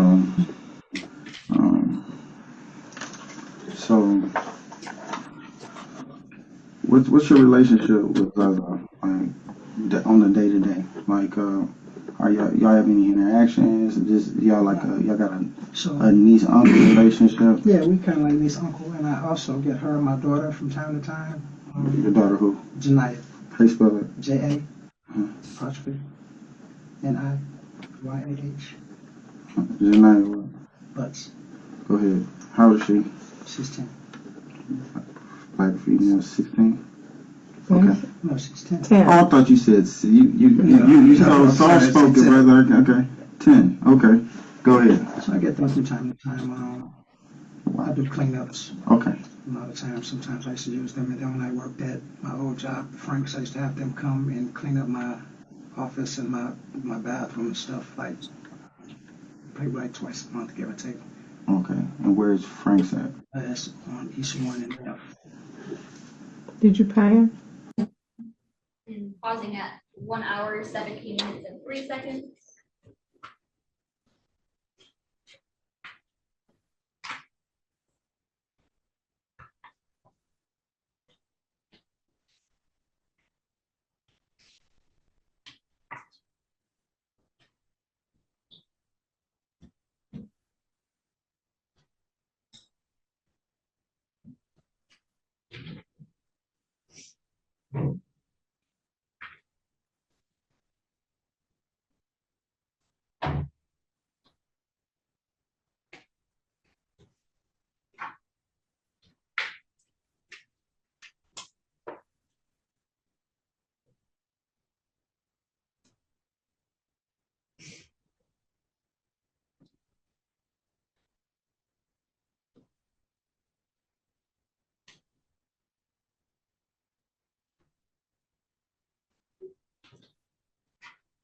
And starting at 1 hour, 22 minutes and 1 second. What's your password to your phone? That's a facial. It's a facial recognition? Yeah, it's a facial. So if you wasn't able to use your face, you still have a pen. What's that number? 04 04 1925 1925. Okay, so, alright, so, cause I need to know the last time you talked with her, okay, brother? No problem. It's nice. Alright, so would you be willing to give me a consent to do that real quick? Yeah. Thank you. What type of phone you got? iPhone. iPhone, what? I don't know, 11, I think. Okay. Yeah, I can't mess with iPhones. You looked at me like, what kind of? J-R-V-I-S. I'm sorry, man. We have What? a Javaris we work with. Yeah, I work with a So Javar. we I was keep about trying to give you spell his his name. name. Alright, so iPhone, what color is it? Glass. Okay, it's glass. You said it's 11? Yeah. And then your phone number 313-585-8719. The password is 041925. And that's not When the last time you used that phone? Right before I got locked up. Okay. Matter of fact, the morning before I turned myself in. Okay, did you cut the phone off or is it still on? No, I cut it. I turned it off. It's still on as far as company-wise. Company-wise, right, okay. Where did you leave the phone? It was actually with one of my girlfriends, man, because she brought Hold on, me. Wait, hold on, back up. Let me handle this. Please. I missed that. You don't understand. I can't understand. Yeah, Hold on, I heard you say baby mama, 13 kids, yes, fiance. yes. You live with your, who do you live with? Angel, none of my That's the fiance. Yes. And you got a girlfriend. Yeah, Okay, player. One of the 5 heartbeats? no, ma'am. Okay, okay, I actually used it before I went to sentencing. okay. So she has your phone? She had your phone. From my understanding, the police have my phone. Now, who did they get it from? Her.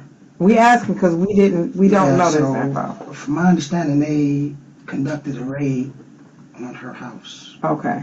Why are they raiding her house? I don't know, that's the same thing we're But she had the phone. But the phone was in her possession. Okay. So, And that's where you left it, when you got locked In up? my jacket in the car. Okay. Yeah. what type of car? Suburban. What color? Tan. Okay, I'm gonna go check. Is that your car or her car? Hers. Oh, okay, okay. Pausing at 1 hour, 24 minutes and 50 seconds.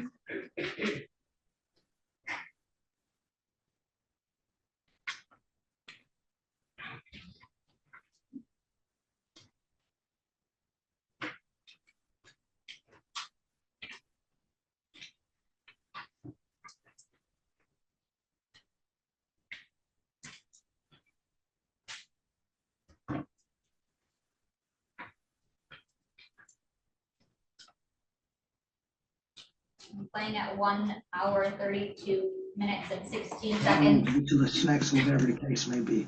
And I know she was getting older, so she was into certain things. Like I come up, she had little fingernails and shit on. And I know grandma wasn't. So why just not give it to her then? Earn it. Okay, so that's what I'm saying. So Yeah, the just value is, so it's a mentor thing Yeah, then. so earn it. So you mentor, would you talk to them about anything? Or?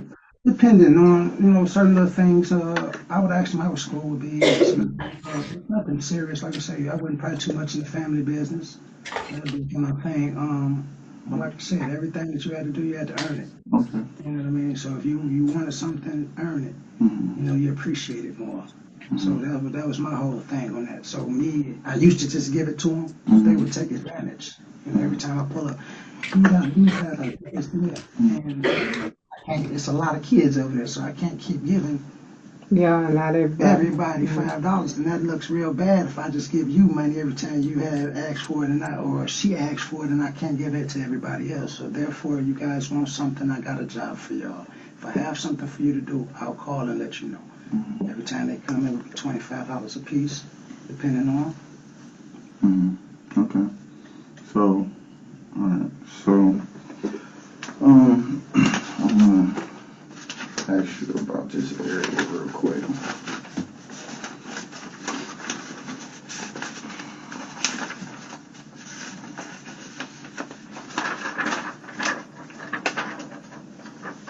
Let me see that. Confirm that photo. Make sure we're talking about the same person.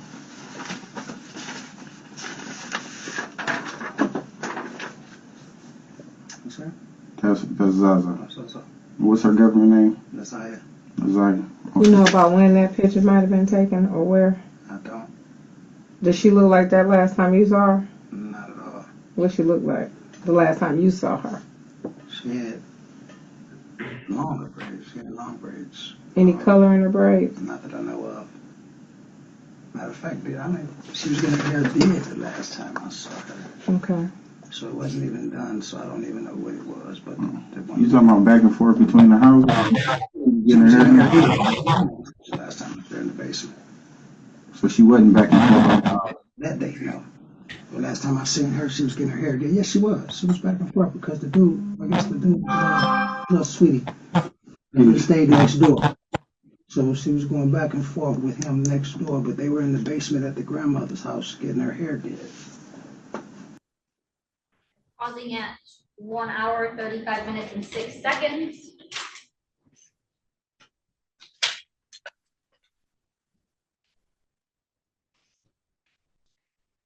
Playing at 1 hour, 44 minutes, 34 seconds. It was right around there. Okay, but not on the ninth though. Not that I don't, like I say, not that I can recall. Okay. But you can ding my phone. I'm over there quite often. Okay. So, Yeah, you can do some amazing things with these phones. Go ahead, I'm sorry. No, I'm just trying to think about some stuff. Okay, so when I was asking you about you had any contact or text message or did anything with Zaza, you said that you didn't, that you don't have any contact with her like that at all. Is you can't think of any of the last time that you talked to her? Not right off the top of my head, boss man. Okay. Were you supposed to meet her anywhere? Zaza? Not at all. Not at all. Not at all. Okay. So if Pausing at 1 hour, 45 minutes and 37 seconds.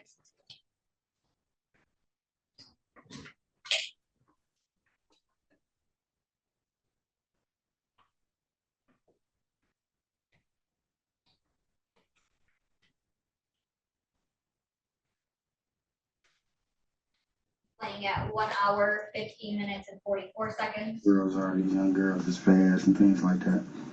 So I'm not accusing you of nothing, but some of the stuff like we can't just. So ping me, I gotta boss. Like I ask you. said, ping me, boss. I can't. So I just do a like- lot. I do a lot. Mm-hmm. So So- can you kind of help me out, like what went on this day, or point me in the right direction? What on that day, boss? What you insinuating? I'm not saying wait. Oh, I'm about to say, what do you mean? No, I'm not saying anything. What I'm trying to say is what happened here, man. Like, I can't tell you what happened. Like I say, she why texted me. would she be texting you at and if you wasn't? I wasn't meeting, so if you was I was meeting, supposed to meet them at the house. it's okay to meet her. Right. So that's Saying them, who? Her and my daughter. So that's I'm one. supposed to pick them up at that house, at their grandmother's house on Bedford. Like I Okay. say, from time to time, I had jobs for them, and I did tell them the day. Let me see, because the location she didn't put at my grandma's house. Yeah, on they're supposed to Bedford. have been at because they got out of school or whatever time. I was waiting on my daughter to get out of school. Mm-hmm. I don't pick them. I don't pick one up without the other. Bottom line, I don't pick one up without the other. So it wasn't a. Pausing at 1 hour, 51 minutes and 54 seconds.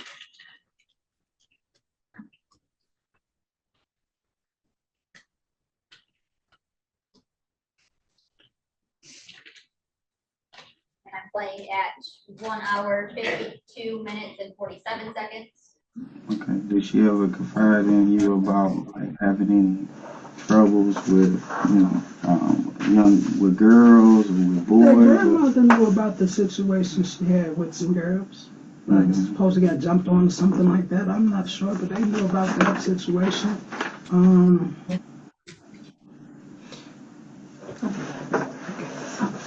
Yeah, they knew about all that, boss. I'm sitting up here, man. I'm giving you consent to everything that I got. My phone. So why would she tell you to why would she have to delete your number from her phone? She wasn't talking about my number. She wasn't. She was talking about the number that she called me from. Like I said, they call from different numbers. The auntie, No, this text now shit. So right. So delete my number. No. So I can delete your number. So I can delete. And I don't know why she would say my number, bro. Because anything that we do, like I said, it's always like that. And when they call me from text now numbers and all that bullshit, so I'm assuming she was sneaking when she said it.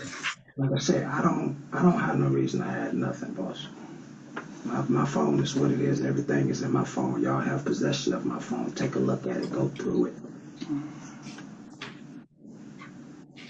So I don't know what that's about. I don't know why would she say delete my number. So you saying that you didn't meet up, right? I promise to Jesus I didn't meet up with that young lady. Promise to Jesus. Yes, I promise to God I didn't meet up with her. Like I said, we never got, like I said, when she sent me that text message, I was supposed to pick them up. We never got a chance to anything because Who you know in Ypsilanti? Is that who I know Ipsy? We were doing a job in Ypsilanti. On the 9th? The 9th, yeah, we were doing a job. Mobile job. I don't know who the lady is. Pausing at 1 hour, 54 minutes and 42 seconds.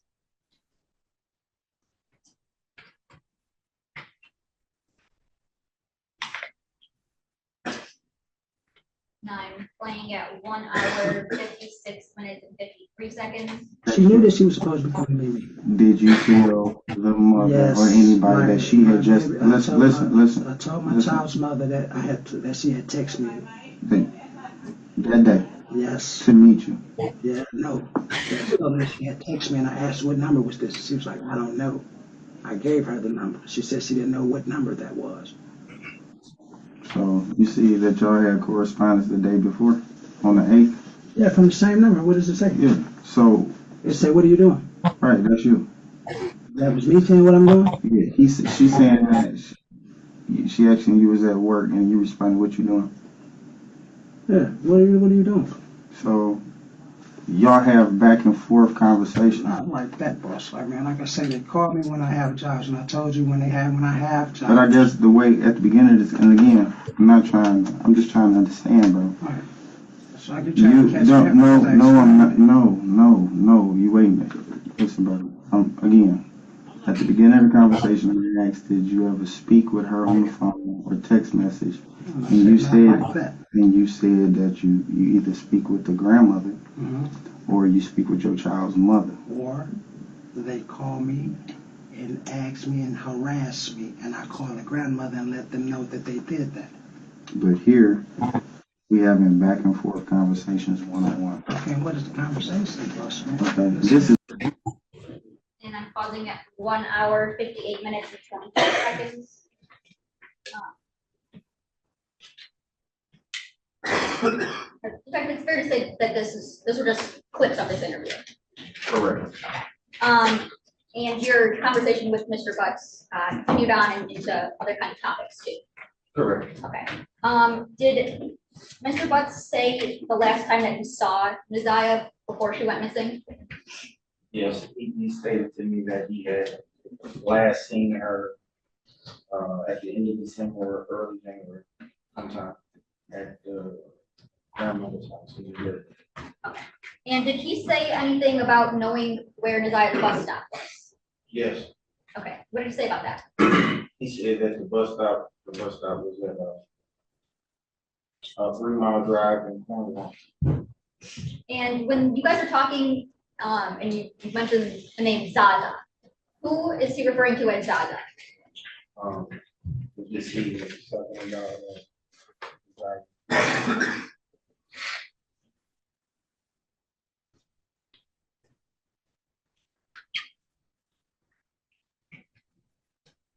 And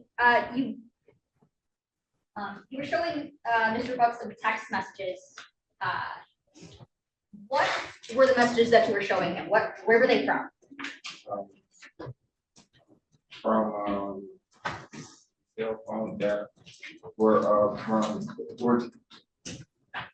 I got that information from the officer in charge of the case. I don't know exactly where it was extracted from. I would have to review the document. Okay. Were they from like a cell phone provider? Were they from an app, something like that? I believe they were from the app. Okay.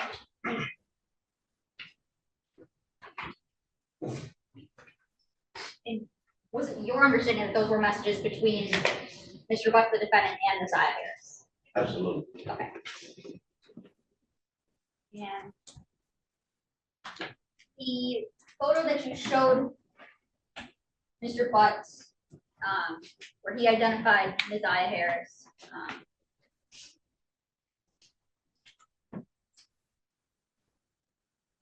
I want to show you people's, it's already been exhibit 12. Now may I approach? Yes. Is this similar to the photo that you showed Mr. Butts in your interview? Yes. What's the only difference? If there is any. It appears to be the same. I feel like my picture was zoomed in a little bit. Okay, so just a smaller version. Was yours in color also? Yes. Okay, all right. And is this the one where he identified as NaZiyah? Yes.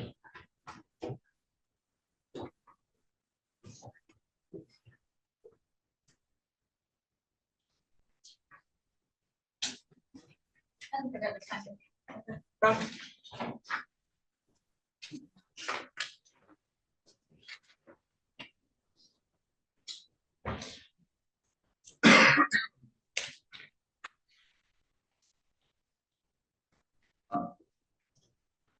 Afternoon, declaration. Good afternoon. So, let me ask you, first of all, your role in this case, were you primarily just interviewed Mr. Butts, or were you involved in the greater investigation? Mainly for the interview. I assisted on the search. Okay. So you interviewed Mr. Butts on February 15th, correct? Yes. Okay. He was already in custody, correct? Yes. Did you, and where did this interview take place? Detroit Police Headquarters. Okay. Did you take him, transport him, or was he already there with you? He was already there. Okay. So you don't know what conversation was had with him prior to getting there, correct? Okay. How long was he there prior to you seeing him? Did you know? Okay. But it was you and your partner, Lisa Johnson? Yes. All right. You came to the room, correct? And he was already in the room when you came in? Yes. And you said that you didn't offer him any food or drinks? No. Okay, do you know, have he had a chance to use the restroom? No. Okay.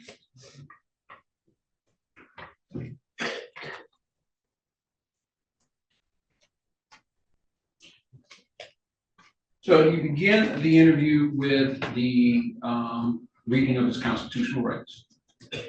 Yes. All right. And you said you believed he understood English. He understood everything you said, correct? Correct. And you read the rights from him. Yes. Did you read them? Did he read them to you, or did you read them to him? I recited them to him first. Okay. And then I asked him to go over it and read it. So, Okay. You didn't have him read them out loud? I can't recall. Okay. I can't recall. No. All right. And he initialed behind each one of those, right? Yes.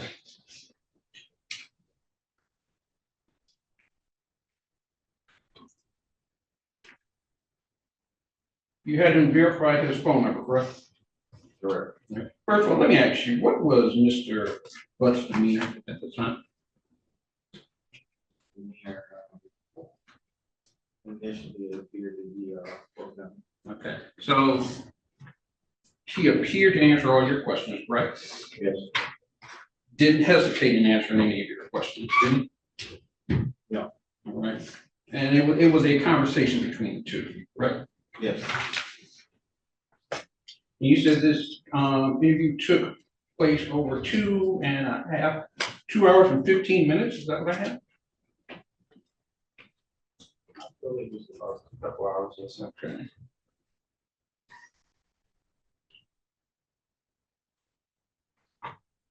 So you asked him about his cell phone, correct? Yes. He gave you the cell phone.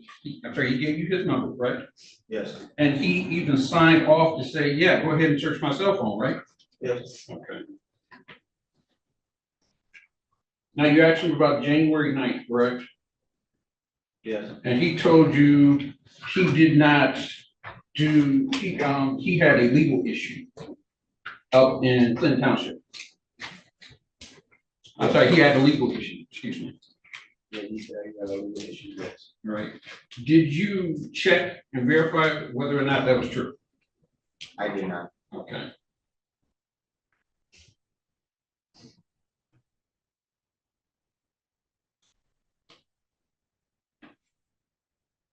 And you asked him about NaZiyah coming to his shop, correct? I'm sorry, you asked him about his interaction with NaZiyah, correct? Yes. And he told you that she would come to his shop from time to time, correct? Yes. And he would have her do work in his shop, correct?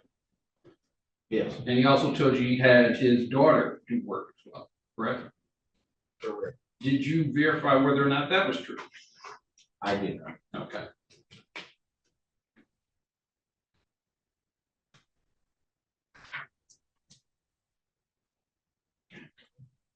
You asked him about a bus stop, correct? Correct. And he said, he told you where this bus stop was, correct? Correct. And did you find out how he knew where this bus stop was? I did not. I'm sorry? I did not. Did he tell you that anyone told him where this bus stop was? So that you do, and do you do any continuously? Yes, so I had the approximately 1 year of training with previously mentioned, as well as continuous education, which includes at least 8 hours in DNA specific training, as well as up-to-date journal articles and current technology. And do you have any certifications or any necessary licenses for this job? No, I don't. Okay. And have you testified as an expert before? Yes, I have. Where at? Washtenaw County, Wayne County, St. Clair, Oakland County, federal. And which approximate how many times have you testified as an expert? About 40. And what is it that you testified as an expert in? On DNA analysis. Your Honor, move to certify Erica Anderson as an expert in DNA analysis. No objection. Thanks. Thank you, Judge. I want to talk about this case specifically, and when I say this case, I'm referring to lab number MD 24-691. Did you author reports as it relates to that case number? Yes, I did. Okay. And what record numbers did you author? Record 4, 6, 8.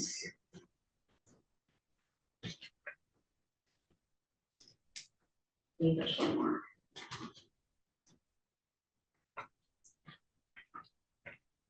Oh, and 5, sorry. Okay.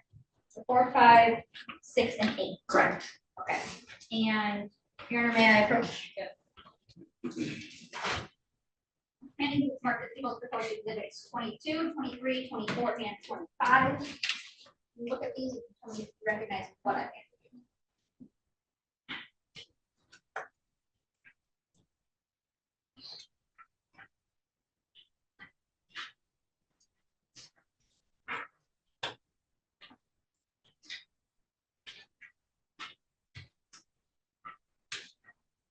These are the reports I authored. And this exhibit 23, is this a fair and accurate copy of the report you authored as it relates to record number 5? Yes, it is. I move for the admission of People's 23. No objection. Did we have an ask People's 23? Sorry, not People's 22. In proposed exhibit 22, is this a fair and accurate depiction of the report that you authored in record number 4? Yes, it is. For the admission of People's 22. No objection. Will be admitted. Thank you. And in proposed People's 24, is this a fair and accurate depiction of the report you authored as it relates to record number 6? Yes, it is. Move for the admission of People's 24. No objection. Will be admitted. And 25, is this a fair and accurate depiction of the report you authored as it relates to record number 8? Yes, it is. And move to admit People's 25. No objection. Will be admitted. Thank you.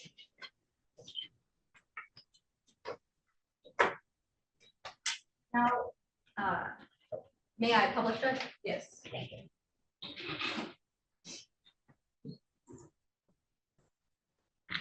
Introduction.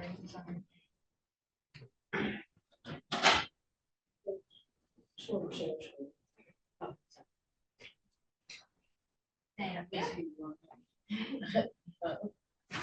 Okay, so we're looking at People's 22 right now. Tell me what is that like these reports just generally start with at the top? The information that is submitted by the agency with the evidence, which is their agency number, as well as the investigating officer. And then we assign a laboratory number to the case. It also has the date received for that evidence and the date the report was completed. And who comes up with the nature of offense? Do you list that? Does the police list that? The agency. Okay. And what about the victims and suspects? Who lists those? They also list those on the paperwork when they submit the evidence. So in record number 4, what did you do in record number 4? I interpreted and recorded 2 items of evidence that were submitted. What were those items of evidence? A buckle swab from Jarvis Butts and an ID, swabs of an ID card. And what is it that you did to them? What's the process that you did? So I'll give you a general overview of the process. When we receive this evidence in our laboratory, it's usually in a small tube, it's cuttings or swabs from evidence. We then extract the DNA, we see how much is present, and then we make many millions of copies of that DNA. We can then get a picture of that DNA profile from the evidence for the individual, and we can compare those.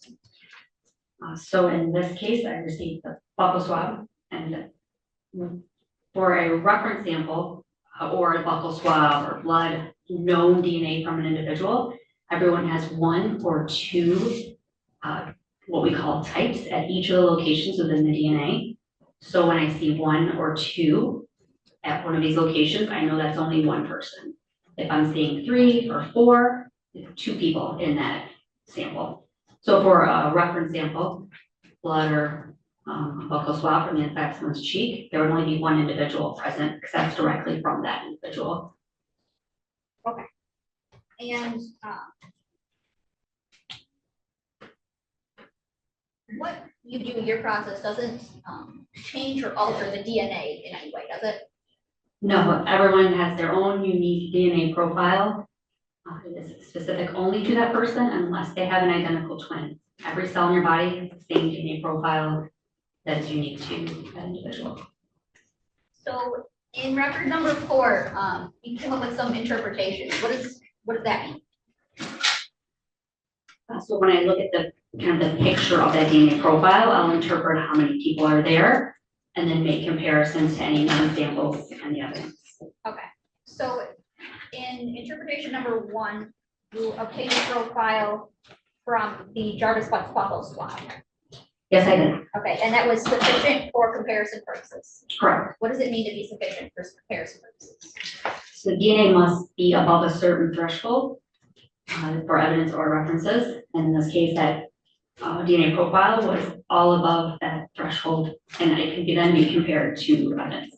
Okay, and the interpretation number 2, you obtained a DNA profile from ID card swabs that was insufficient for comparison purposes. Correct. The amount of DNA there was just too low and did not make it above that threshold, so I couldn't do anything with it or compare it to anything. Okay.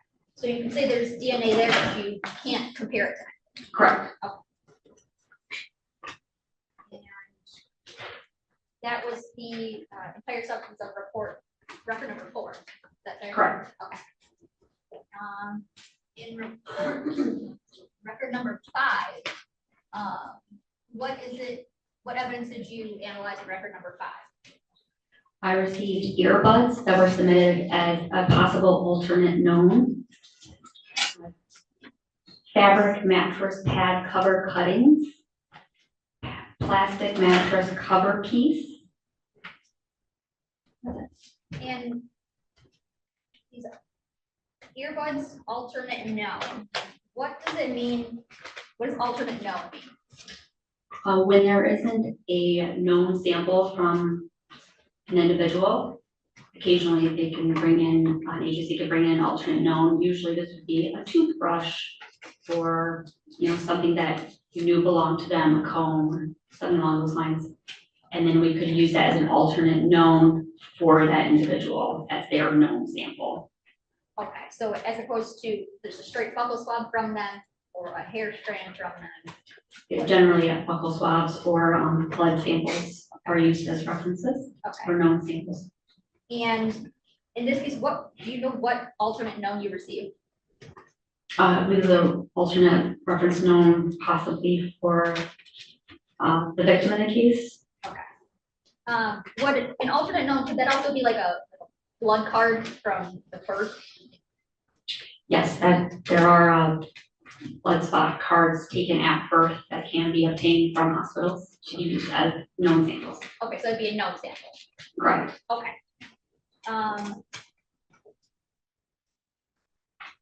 And your results in this case, your interpretations, you stated there was a DNA profile obtained from the earbud swabs that was not sufficient for comparison purposes. Is that the same thing that you were saying for in record number 4? Correct, yes, it wasn't enough DNA there to make any determinations. And interpretation number 2 is for the fabric mattress pad cover stain. Why did you assume that it originated from one individual at United Types of Fail? So when I looked at that DNA profile from that mattress pad cover, there was only 1 or 2 types, these location, which tells me that's only one person in the sample. I could tell they were male because there was a Y. If it's female, it'll normally be an X present at the locations that determine sex. So I determined that it was one individual and they were male. Okay, and you determined that based on Jarvis Buck's known buckle, he was excluded from the mattress pad cover stain? Correct, he was excluded from that. Okay. And in interpretation number 3, there's the plastic mattress cover piece swabs. You assumed that there was DNA profiles from 4 individuals, which at least one was male. Correct. Explain that. So once again, I looked at each of those locations. And like I said, there's 1 or 2 at each spot. I can also see how they line up with each other. Your DNA will be about the same height at each location, those 2 types. So if one is much bigger, that would also tell me that it's 2 people. So in this case, it indicated that there was 4 individuals in this sample. And that at least one of them was male. Okay, and then you made actually a hypothesis and results as it relates to the plastic mattress cover piece swab. Explain, first go through what's the hypothesis?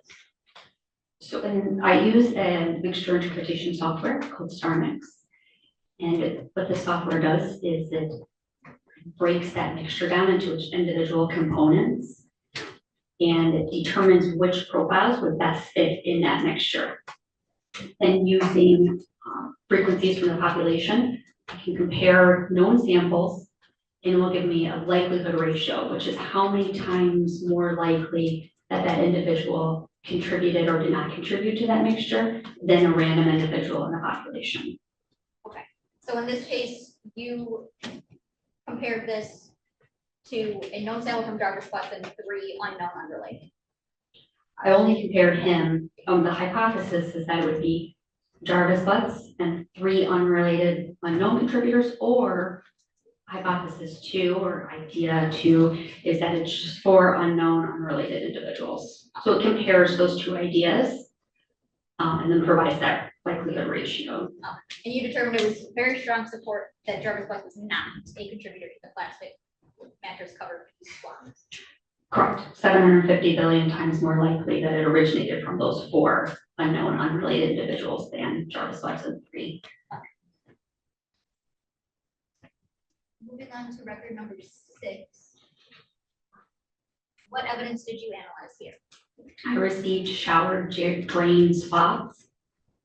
And just for clarification purposes, back in record number 5 and in record number 6, these mattress cover pads, plastic mattress pads, shower drain spots, do you have any idea where these are coming from? No, they were just given to me in a tube from a previous analyst. Okay. All right, so you said you did shower drain swabs. What was your hypothesis of this? So I determined that there was, once again, 4 individuals in that sample, with at least one of them being a male. Okay. And so your hypotheses were essentially the same thing as the record before? Correct. Okay. So in this one, you said you had moderate support that Jarvis Butts was not a contributor to the shower drain swabs. Explain that. So the best way to think of this likelihood ratio is kind of like a teeter-totter. So on one side is Hypothesis one, that Jarvis Butts and 3 other individuals, and the other side is just 4 unrelated unknown contributors. So think of it as tilting one way or the other. So very strong support one way, very strong support the other way, or you could have just moderate support or just limited support, which would be just, a little bit of a tilt, or they could be fully excluded from the sample. So in this case, it was 4.6 thousand times more likely that it originated from those 4 unrelated individuals than Jarvis Butts and 3 other individuals, which is moderate support that he's not a contributor. So it's tilting that way, just not all the way. And in record number 8, what evidence did you analyze here? I received black hoodie stain swabs, another set of black hoodie stain swabs, black hoodie swabs, pink bodysuit stain swabs, pink bodysuit swabs, as well as NaZiyah Harris blood card. Now, what kind of testing did you do in record number 8? The same as the previous records. Okay, and that's autosomal DNA? Yes. Now, going through this, you were able to have a sufficient amount of DNA for comparison for NaZiyah Harris's blood card? Correct. Okay.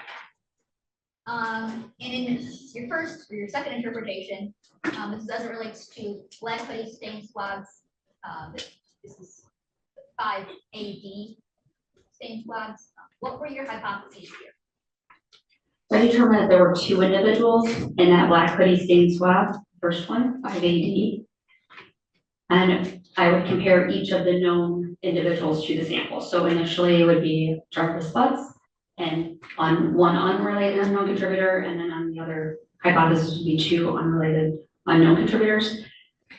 So based on those results from the black hoodie stain swabs, it was approximately 460 times more likely if it originated from Jarvis Butts and an unknown contributor than if it was from 2 unrelated unknown contributors. And this provides moderate support that Jarvis Butts is a contributor to the black hoodie stain swabs. And you can't say what that stain was, can you? No. And then you said you did one for Jarvis Butts and you did one for NaZiyah Harris. Correct. So when comparing NaZiyah Harris, it's approximately 3.7 million times more likely if it originated from NaZiyah Harris and 1 unrelated contributor than if it were from 2 unrelated unknown contributors. And this provides very strong support that NaZiyah Harris is a contributor to the black hoodie stain swabs. And in interpretation 3, this is the second of the black hoodie stain swabs, 5BD.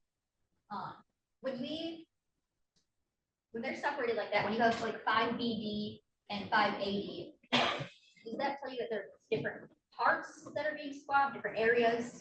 Generally, it will be 2 different stains on the same item, but the person that actually took those swabs, they would best be able to describe where they were collected from. So as it relates to 5BD, the black hoodie stain swabs, what did you find there?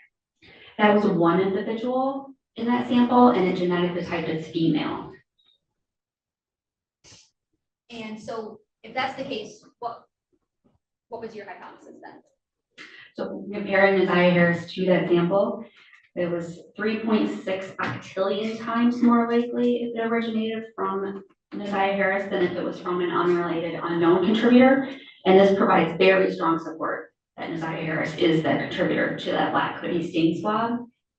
And then I compare Jarvis Butts as well, and he's excluded from his single source samples. Okay. And would that be because you found that it was only from 1 individual genetically typed as female? Correct, yeah. When comparing him, he was excluded. And when you say octillion, not a math person, how many zeros is that? That is 27 zeros.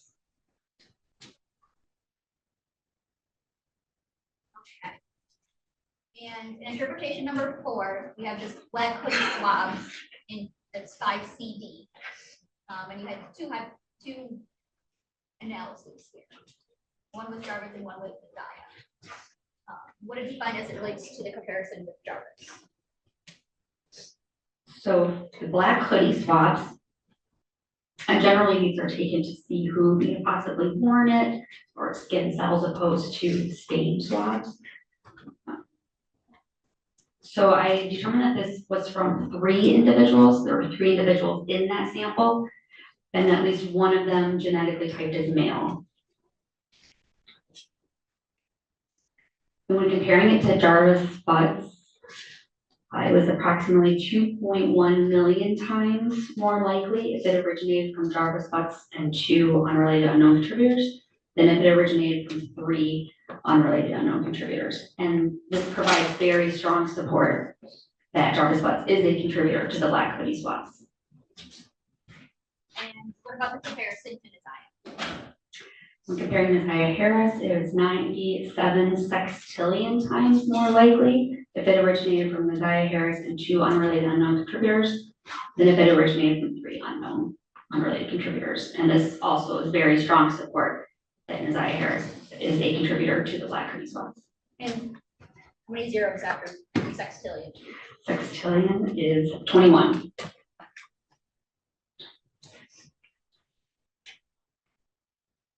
And just for reference, anything over 1 million is considered very strong support. And next interpretation is to the pink bodysuits that swabs. And you performed this assuming there was 2 individuals. What was your comparison as it relates to Jarvis butts? Comparing to Jarvis butts, it was 6.3 times more likely if it originated from Jarvis butts and 1 unrelated unknown contributor than if it originated from 2 unrelated unknown contributors. And this provides limited support that Jarvis butts is a contributor to the pink bodysuit stain swabs. And as it relates to NaZiyah Harris? It is approximately 60 septillion times more likely if it originates from NaZiyah Harris and 1 unrelated unknown contributor than if it originated from 2 unrelated unknown contributors. And this provides very strong support that NaZiyah Harris is a contributor to the pink bodysuit stain. How many zeros in septillion? Septillion is 24.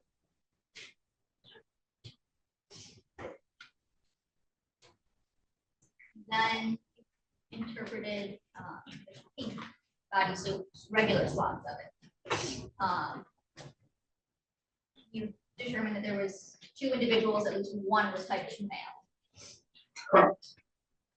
Tell me your comparison with Jarvis butts. It was 24 trillion times more likely if it originated from 2 unrelated unknown contributors than if it originated from Jarvis butts and 2 and 1 unrelated unknown contributor. And this provides very strong support that Jarvis butts is not a contributor to the pink bodysuit swabs. And you had said previously, just the swabs of items, you said they're more related to like a wearer ID type thing? Generally, if it's possible stain, blood stain, semen stain, it'll have the word stain. When it's just swabs of, generally it is just swabs looking for who was possibly wearing that item. But I did not take the swab, so that person would be able to tell exactly. And for the comparison with NaZiyah Harris, what did you find there? It was 150 sextillion times more likely if it originated from NaZiyah Harris and 1 unrelated unknown contributor than if it was originated from 2 unrelated unknown contributors, which is very strong support that NaZiyah Harris is a contributor to the pink bodysuit swabs. I think we said previously that was 21 zeros. Sextillion, yes. And what were your findings as it relates to interpretation number 7 of the fabric mattress pad stain cover? So in the earlier report, we did not have a known sample from NaZiyah Harris. So I went back and compared her to those previously submitted evidence samples, one of which was the fabric mattress pad cover stain, which she was excluded as a contributor to that stain. Also to the plastic mattress cover piece swabs, which if you'll remember, that was 4 individuals.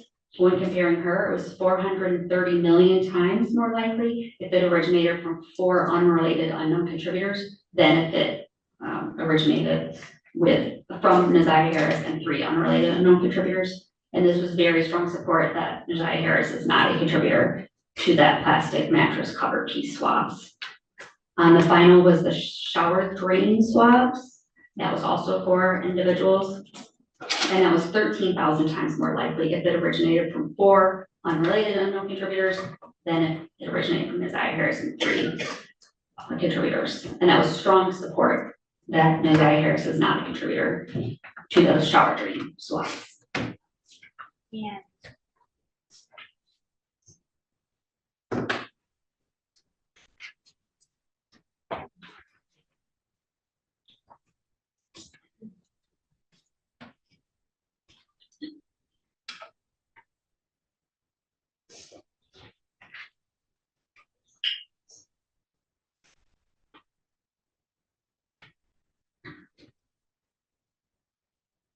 Nothing else in the packet. Ross, thank you. Good afternoon. So when you received the swabs, you said in separate tubes, each swab or cutting, whatever you would be testing, it comes in a separate tube. Correct. And it's all labeled with a number that corresponds with the file that you're working on. Is that correct? Correct. Each one has its own ID. Yes. Okay. And what other communication do you receive with those swabs? We have submission paperwork, and that is in our system loaded, as well as all of the worksheets from the analysis that we go through. There's chain of custody. I mean, all this is within our system, but we only receive that initial information when we submit it. That paperwork. Occasionally we'll have a police report or something, but in this case, I didn't see one. You didn't have one in this case? I did not have one in my case file. Did you have any communication with Sergeant Shannon Jones before you did the testing? No, I didn't. Okay. Did you know, was there a name associated with this file that you knew of before you did the testing? There are, like I said, names within the case file. Generally, we process samples in batches and we don't we look at all that before we get started until we sit down to actually write the case, and those profiles are already complete. Okay, and I'm gonna try to get some information from you just on how that process works, because I have a limited understanding of DNA, so correct me when I mess up. But as I understand it, when you're running these samples, essentially you come up with, ultimately for interpretation, kind of a line that shows peaks, and that is, those are the things that you're comparing. Is that fair to say? So we look at 24 different areas within the DNA, and 2 of those will just give me the sex of the individual, if they're male or female, if there's a male included. On the other 22, it will be 2 like peaks basically at each location, and you'll have either 1 or 2 each individual. And there could also be other peaks. So typically you have some that are taller than others, but you could also have shorter peaks. Is that fair to say? If there's multiple people in that sample, I'll see maybe several peaks, and that's how I would determine how many individuals are in that sample. Or things that you might interpret as, like, I think they call it stutter. We possibly, it's a kind of a normal part of the system. There are these peaks that are expected, and they generally are filtered out. Occasionally they get a little high, but we know what they are. And I was gonna say, so then when you see this chart, is that part of your interpretation to kind of exclude that as something of significance? The stutter peaks? Yes. Yes, I would evaluate if any of those peaks could possibly be stutter or not. Okay. And I think you answered this, but I just want to make sure. How many loci did you test?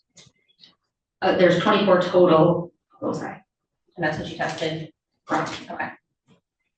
And that's of like the 3 million base pairs that exist, fair to say?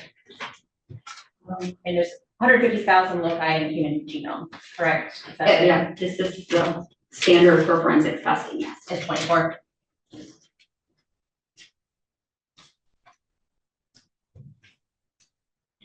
And so I think you indicated in almost all the things that you tested, they were mixed samples, except for the two initial, the buccal swab and the ID card. Is that fair to say? More than one contributor? Yes, except for the mattress stain swabs, I believe was a single contributor. Otherwise, yes, Okay. more than one individual.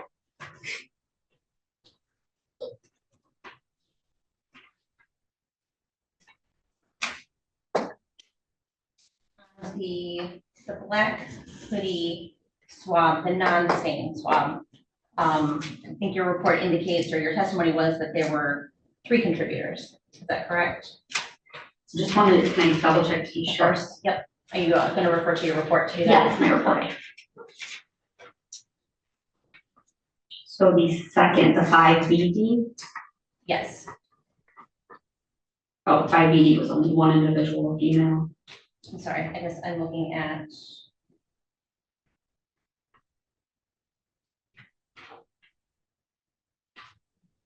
The hoodie swab's not the same, you said? Correct. Yes, that was, I determined 3 individuals present. Okay. And I think your report says that at least one was male.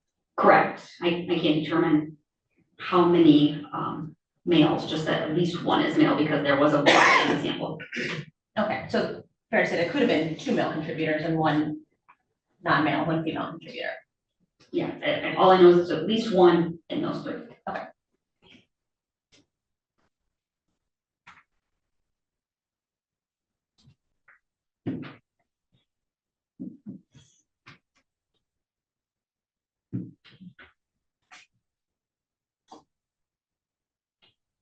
Now, is it the program that determines the statistical number, the probability, or how is that determined? I determine how many individuals are in the sample, and then the software determines that likelihood ratio. Okay.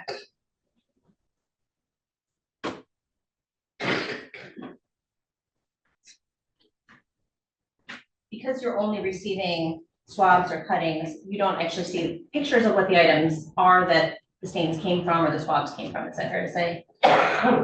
Or do you? They are in the case file. I did see them in this case. So sometimes I'll look at them, and sometimes I'll just write the report unless there's a need to see them. They're not always provided, but. Do those pictures indicate to you where the different samples might have been taken from, or the swabs may have been taken from?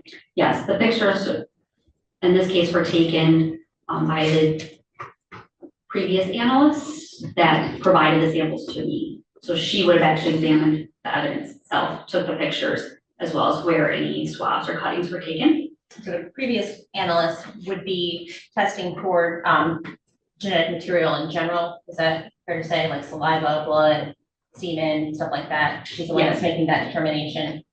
Yes, she would do any body fluid testing, such as blood, semen, saliva, and then any swabs that just for skin cells. Okay. DNA can degrade over time, fair to say? Over time and in certain conditions, sure. Weather, stuff like that. Potentially as sunlight can degrade DNA. The elements in general, bacteria. Yes. Okay.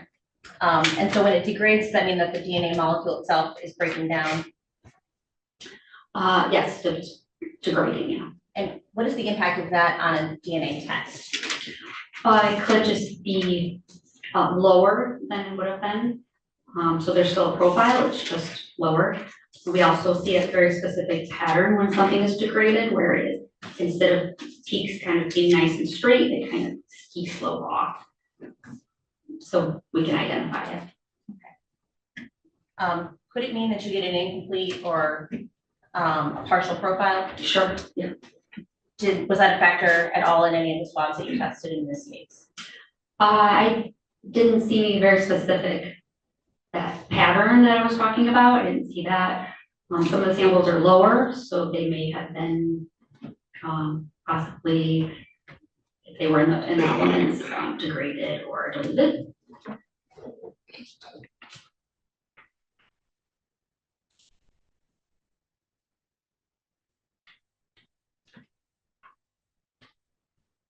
So you mentioned that when you're looking at a profile, if you see a Y chromosome, that indicates to you that there's a male contributor to that sample. Correct.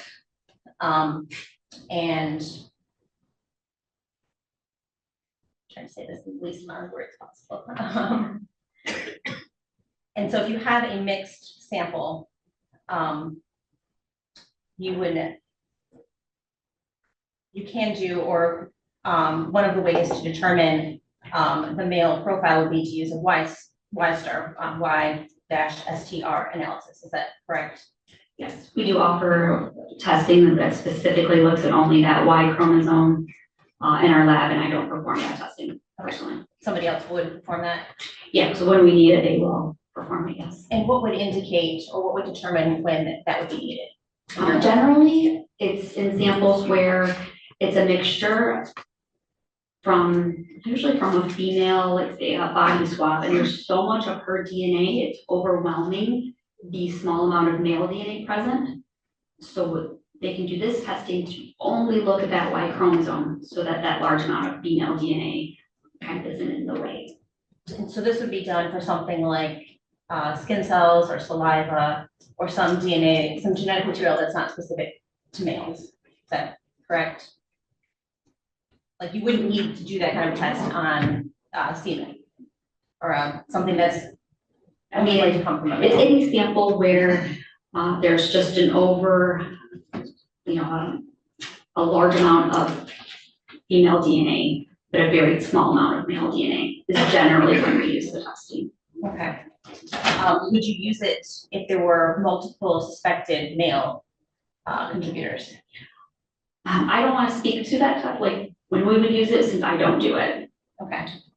Would it be, is it possible to use that, or would that be helpful in general? I have no idea. Okay, you're not familiar with?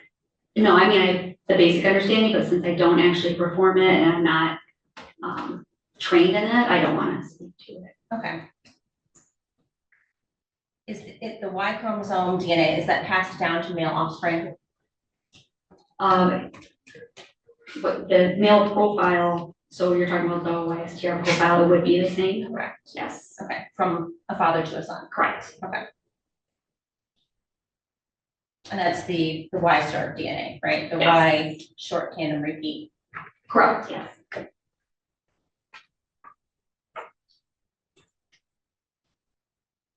So you could have a similar Y-STR profile between a father and a son because that chromosome is being passed down almost completely unchanged. Is that fair to say?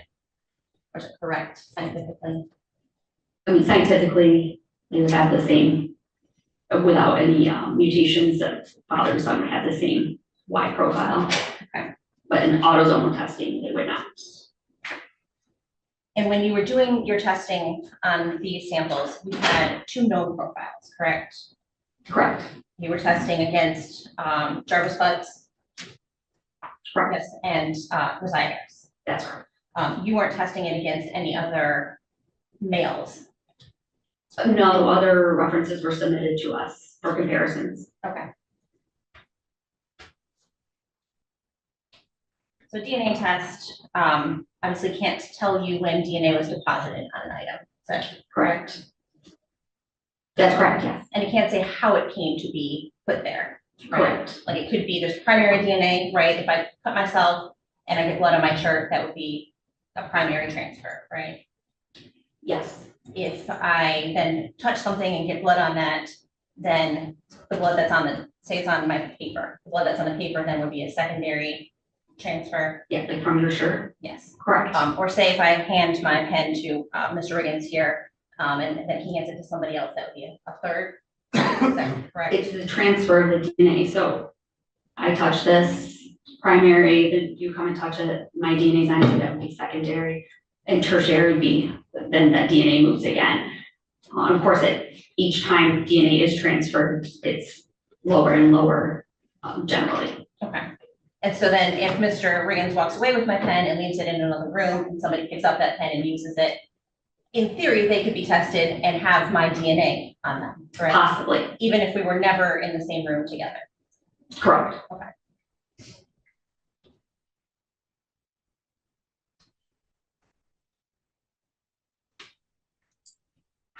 Transfer can occur also even like in a washing machine, right? Possibly. So if clothes are washed together, which is kind of illogical, right? You're washing something, but in reality, my clothes and Mr. Riggins' clothes could be washed together and his DNA could transfer onto my clothes just by virtue of being washed in the same cycle. Correct.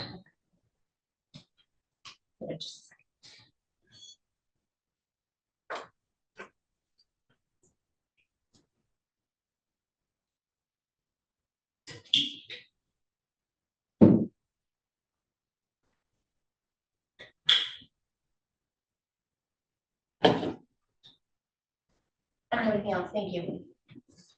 Yes, right? Just read it. You asked some questions about YSTR testing. Would it be fair to say that that's kind of like a secondary test you would do if nothing comes up in autosomal DNA testing? Correct. That's when we look at that type of testing, is when we don't get results with autosomal. And is that because an autosomal testing would be a direct match as opposed to just a match on a Y chromosome? To a, to a Y profile that is shared, yeah. Okay. So in these reports, you had known samples from NaZiyah Harris and known samples from Jarvis Bunce. Correct. Okay. And they were direct autosomal matches to Jarvis Bunce. But we don't use match. Yeah. But we would compare them directly, yes. They were direct comparisons to Jarvis Bunce DNA. Correct. Okay. And so I believe, as you said, he would share Y DNA with his biologically related male children. Correct. But his X DNA would not be the same as his biologically related male children. No, we get half our DNA from our mom, half our DNA from our father. So that's what makes up your DNA profile. So if he has a male son, their DNA would not compare, it would only be compared comparatively to the Y chromosomes, not the X chromosome. Yes, so father and son, they would not have the same profile, but they would have the same Y profile, which is not the testing that was done in this case. Correct. This is direct autosomal comparison. Correct. Okay. And is it fair to say that people shed or produce or leave DNA at different rates? Yes, everyone is different, how much DNA you leave behind when you touch something. Things like blood, semen, saliva, we would expect there to be more DNA present in those types of samples versus just touching something in skin cells. And given that people can shed DNA at a different rate, that's kind of the right way I'm wording it. You can't say whether or not something was a primary transfer or a secondary transfer based on the amount of DNA present. No, I can't say at all how it got there or even if it's a body fluid. I mean, I don't do any body fluid testing, so I can only say what the DNA is and not where it came from or the type of possible fluids.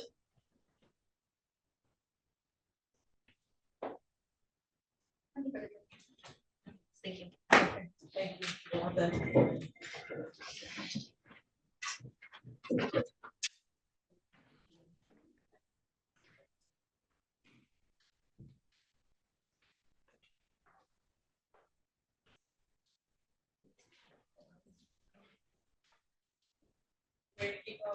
Yeah, Judge, if we could do one more. At this time, people call Lieutenant George Harris.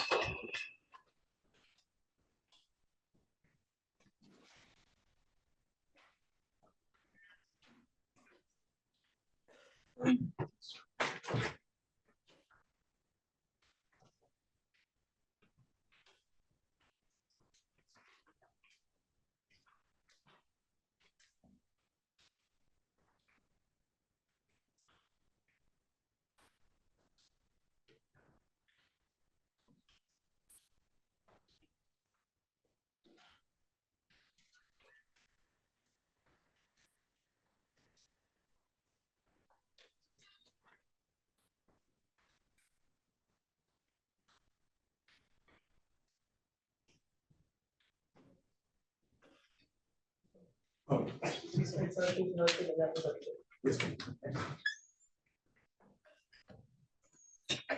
May I proceed, Judge? Yes. Could you state your name for the record, sir? George Harris. Yeah, just go back.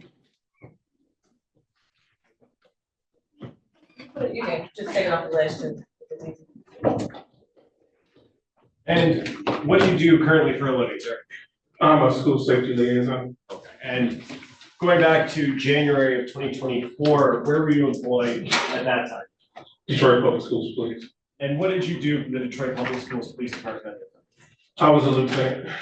And assigned to an investigative division or something else? I was in charge of the Western Patrol Division and our intelligence unit. Okay.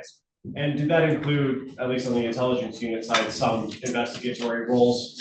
Yes, it did. Okay. And were you involved in the disappearance and homicide investigation into NaZiyah Harris? Yes, I was. And how did you become involved in that, sir? The initial report came in that she was missing. A detective was assigned to it. She liaisoned back to me that NaZiyah had a social media account and had communicated through text now. So anytime there was a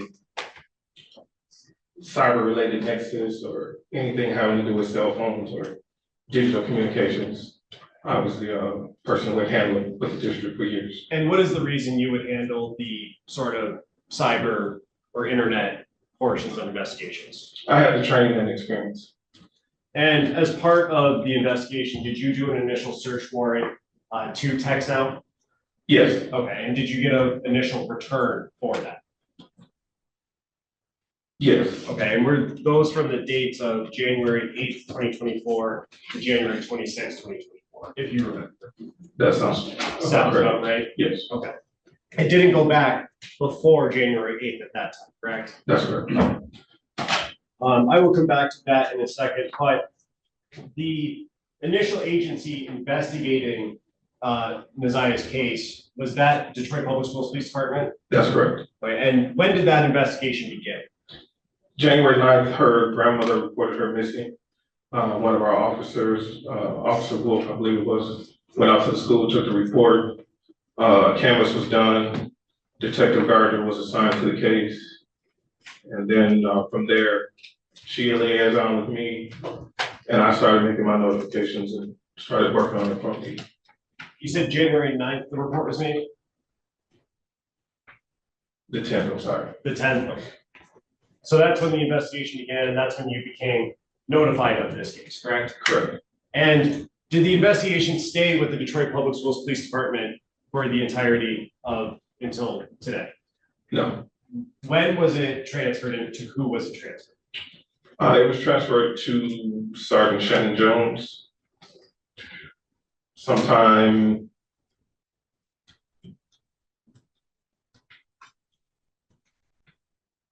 I don't remember the exact date, but it was later in January, maybe early February. Okay.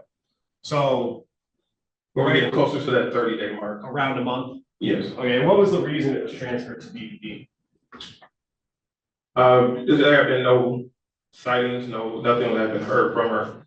At that point, the other agencies that I brought in, we ended up shifting it over once. We received some more calls from DPD. The commander of the 5th precinct called me, and we just got together with Detroit, my chief and I, and the deputy chief, and then they decided they were going to take it over because it appeared that she was not going to be recovered. Okay. And in the course, to your knowledge of the initial investigation by the Detroit Public Schools Department, was there any activity from NaZiyah on social media after January 9th? Not from NaZiyah. Now, you said earlier that after it was transferred to the Detroit Police Department, did you receive a call regarding, from Sergeant Jones regarding a request to confirm an ID that was found, a school ID? Yes. Okay, and did you receive a copy of that picture of the ID to confirm it? Yes. Okay.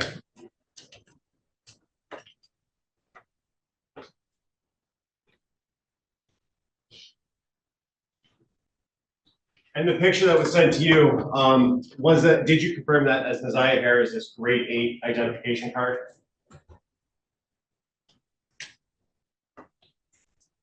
If you don't remember. I'm not sure Okay. what grade she was in, but yeah, it was her identification. May I approach this? Yes. Approaching with what's already been admitted as Exhibit 40. Does that look similar to what you were asked to confirm? Yes. And that one you went into, did you go into the school system to confirm that that was NaZiyah's ID? Through an intermediary, but yes. Okay. And in the bottom corner, one of that, it says grade 8, correct? Yes, it does.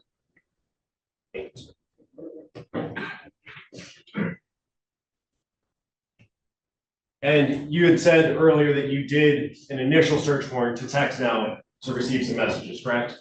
It started out as exigent circumstance request, but yes. Okay. And may I approach again? Yes. We're approaching with what's already been admitted as Exhibit 16.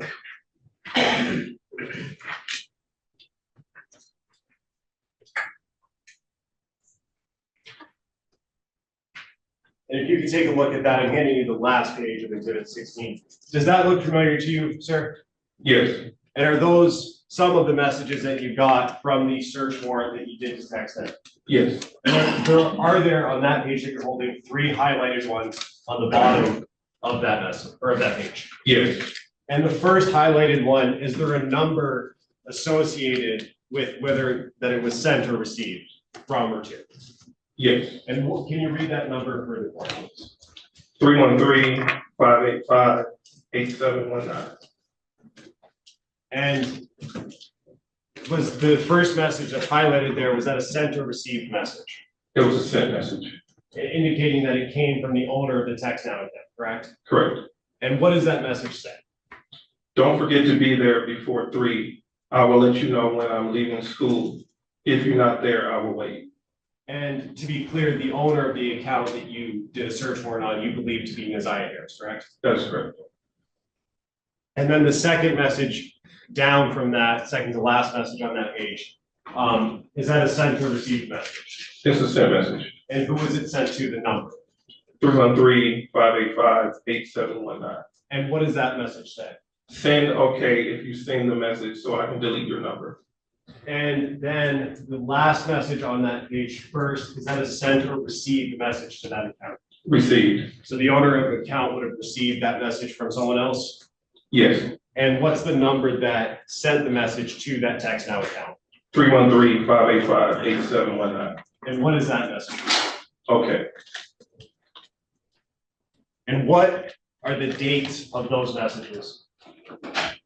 January 9th, 2024. And when the owner of that account received that last message of okay, what date and time did she receive that on? January 9th, 2024 at 14:23:10 UTC. And the UTC would be 4 hours ahead at that time from the local time? Correct. Okay. So that would have been at 10 a.m. or so? That would have been 9:23 a.m. Yes. Okay. I have another question.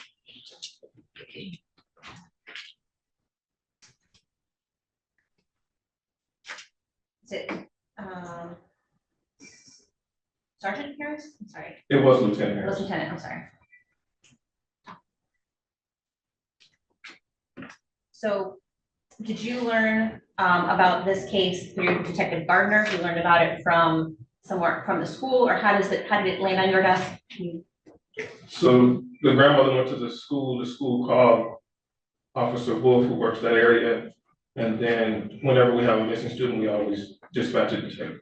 Okay, so it was Officer Wolf who was initially dispatched to the school. Correct. To do kind of an initial intake or interview, Yes. so to speak, okay. And you're familiar that he did that? Yes, he generated a report and did that. And then Detective Adele Gardner took over from that. So when Officer Harris, Wolf. I'm sorry, Wolf came back with his report, he passed, essentially, the report indicated what he did on the case and then handed it off to Detective Gardner. No, Detective Gardner responded to the scene before he even came back and did the report. Okay, so Detective Gardner is also involved in some of the things that Officer Wolf did. Yes, the canvassing and Canvassing. talking to people, yes. Okay, that's what I was gonna get to next. So, you're familiar that, at least Detective Gardner and Officer Wolf went out to the 3 Mile Drive location, in Cornwall, where the bus stop was, and canvassed that area. Not just them, but other officers, yes. Others too, okay. Did any of the officers in, the DPS interview the teacher that was in NaZiyah's class that day? Yes, I believe so. Yes, do you know who it was? It would have been Detective Gardner. And do you know if Detective Gardner has authored a report? She would have case notes and interview statements for everybody she interviewed. Okay.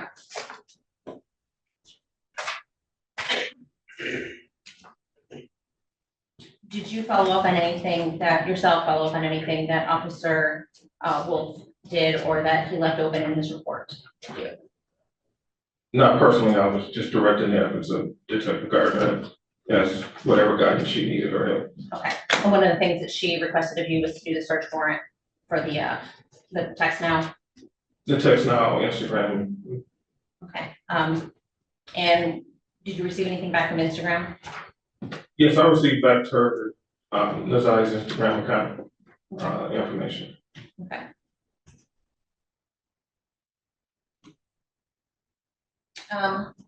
Now ultimately, you came into possession of NaZiyah's laptop, is that correct?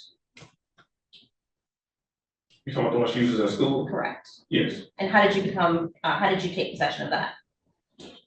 I sent Detective Gardner over to the school to pick it up. It was at the school? Yes. Okay, do you know where at the school?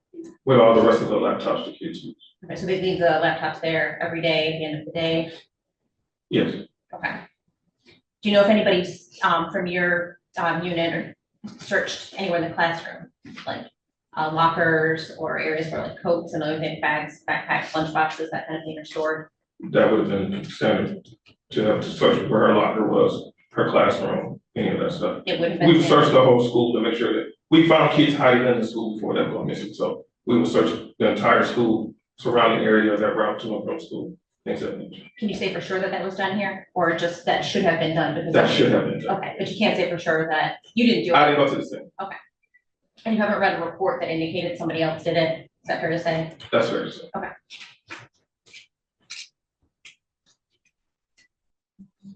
Now you also were shown a picture of NaZiyah's 8th grade ID card from the school? Yes. Okay. Do you know when that ID card was issued to NaZiyah? Should have been the beginning of school. Okay. So that would have been end of August? Yes. Or, yeah, we started before Labor Day again last year. Okay. Other than the warrant and giving the laptop over to DPD, did you do anything else yourself in this case? Yes. What else? Went back out to the school, interviewed some students, got some more information from some of NaZiyah's friends. Different from what they had given earlier. Spoke with her little sister, spoke with the grandmother at the release for her dental records, picked up a toothbrush. Went out on a couple more canvases, things of that nature. Okay. Now you mentioned that you passed this case off, or your partner passed this case off to DPD at about the 30-day mark.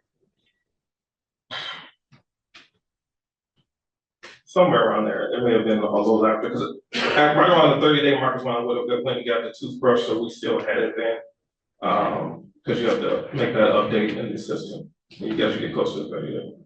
So the case was opened on January 10th, correct? Correct. And was it the 13th of February that you gave the laptop to the Detroit police? Do you recall? That sounds about right, around Valentine's Day. Okay. And that would have been about the last thing that you did at that point? Yes. Okay. And that's right around a 30-day window. Fair Yeah, to say? a little bit past at that point. Okay. Now is that that 30-day window, is that kind of a standard protocol, or is there something that kind of where your jurisdiction kind of expires and you pass it on to a different agency? I would say no, because I have been with the school police since 2011, and this was the first missing we had to recover within a couple of days. So normally we would, continue on with our cases, but once it got to that point, once we suspect, it could be a possible homicide, then the jurisdiction goes back to Detroit. So that's kind of how we. Would it be fair to say that once you had kind of exhausted your tools, I guess, yeah, that's one way to look at it. could you hand it off to a different agency before 30 days? Could you decide within 2 weeks, we aren't coming up with any leads, we should give this to a different agency for more assistance? We could, yes. I think that's all I have. Thank you. Very briefly, Judge. Ms. Quick asked you about recovering a laptop. That was done in this case. NaZiyah's laptop was recovered, correct? Yes. And did you or did someone else or DPS recover a tablet that belonged to NaZiyah as well? Yes. Okay, and where was that recovered from? The school or somewhere else? From the grandmother. From the grandmother? Yes. And that would be Annette Harris? Yes. Okay, you are done. Thank you. Thank you.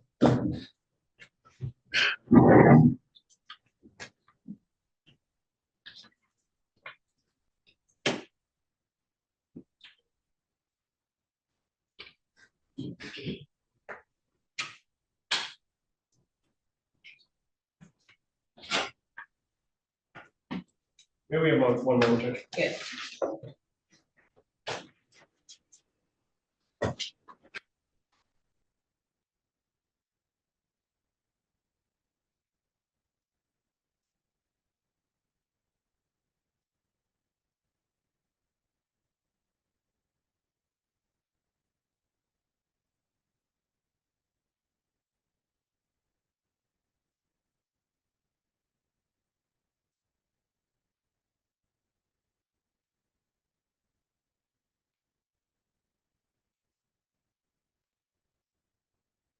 Of the Detroit Police Department.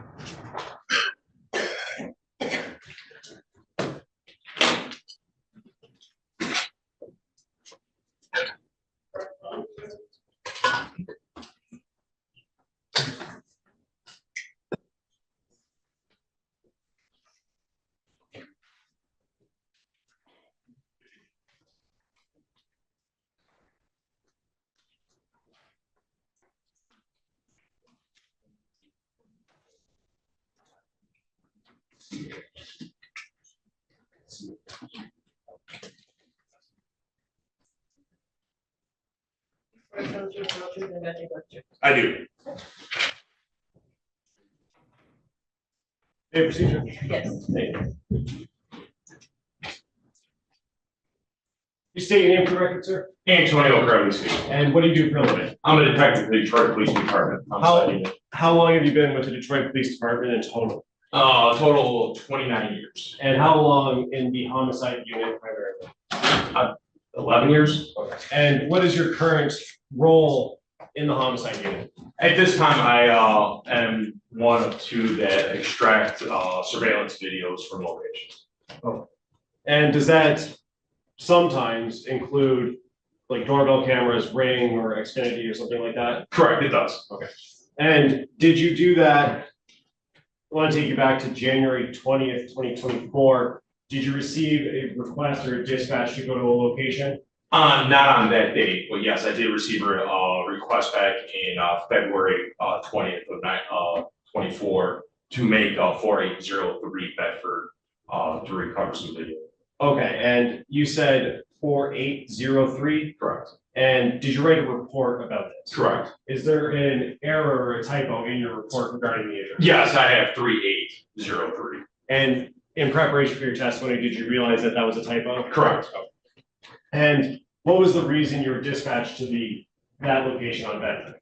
At that time to recover video from a surveillance unit that's showing a girl walking down the street. Okay. And are you familiar with the area that address is in, or what the corner and cross streets are? Yes, And what are the corner and cross streets right next to that address? that is Bedford and Cornwall. Okay, and then is the street 3 Mile Drive nearby this location? That's 1 block east of Bedford. And did you have a chance to observe the videos or some of the videos that you recovered earlier today? Yes. And do those fairly and accurately depict the videos that you extracted from this system? Yeah, that was a ring system. Yes, sir. Okay. And at this time, Judge, I would move to admit people's proposed exhibits 49, 50, and 51. Any objection?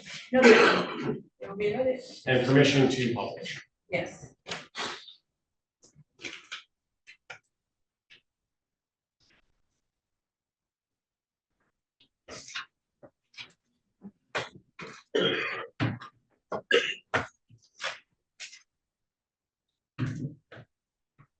And playing exhibit.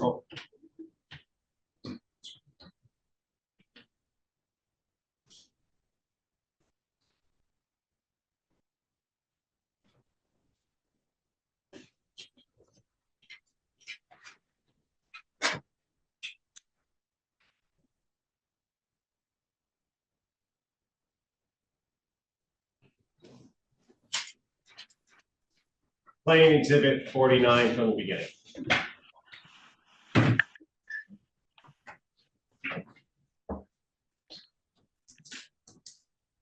And stopping the video at 9 seconds in. I'm not gonna ask you to narrate what we're seeing in the video. I just want to lay some groundwork as to what we're looking at. Did you see that bus go by on the right side of the screen? Correct. And where is that bus approximately stopping right now on the screen? That's stopping right approximately at 3 miles. And Cornwall? Cornwall. Okay. And we're looking at Bedford from this view. Yeah, we're looking eastbound from the house of 4803 towards down Cornwall towards 3 Mile Drive. Okay. Continuing playing from 9 seconds.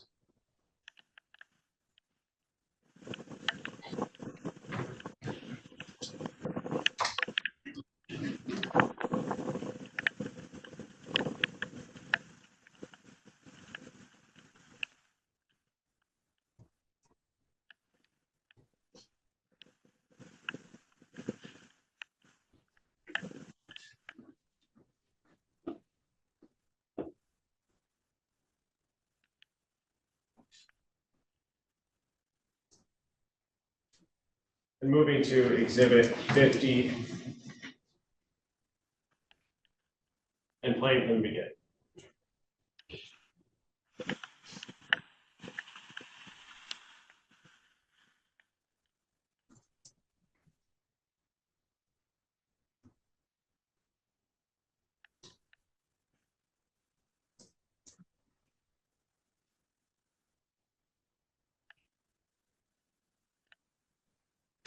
And moving now to exhibit 51.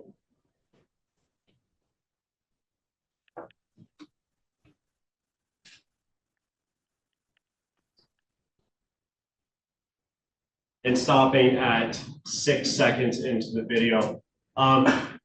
Detective, is there a timestamp on this video that you can see or that you know of? There is a timestamp. Can you see it on the screen right now? No, sir. And is it being obscured by the zoom thing in the bottom right corner? Correct.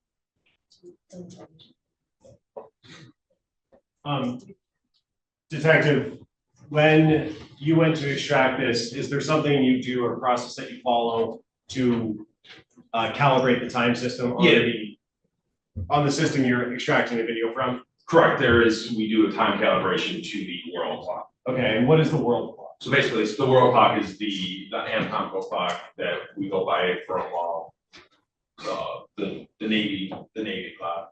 So looking at the anatomical crack or the world clock to the video system, we calibrate how, if it's 0, which this one was, to, or if it was short or fast. Okay. So you would be able to tell if the video, the time system that is on the video is 10 seconds fast, 2 hours fast, or slow? Slow, correct. And what was the result again for this video? Again, this was 0 to the world clock, so it was on time. Okay. And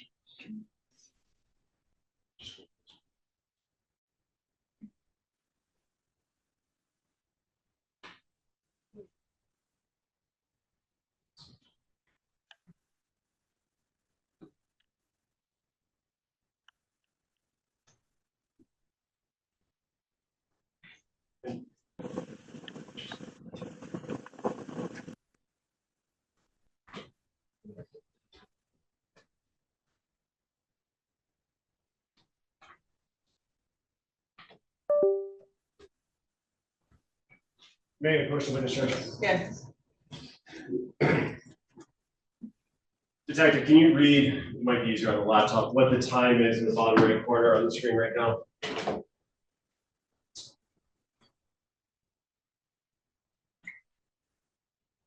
Once it's still covered. So that time is, I have my glasses, it is January 9, 2024. And I believe it's 14:54 and some seconds. And 14:54 would be around 2:54 p.m. on the 9th of January. And all of these videos have that timestamp? Correct.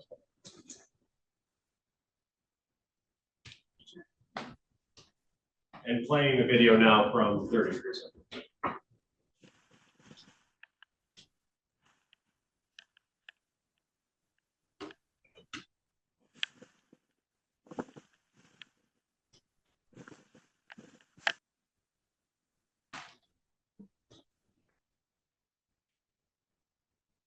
I have nothing to addressing.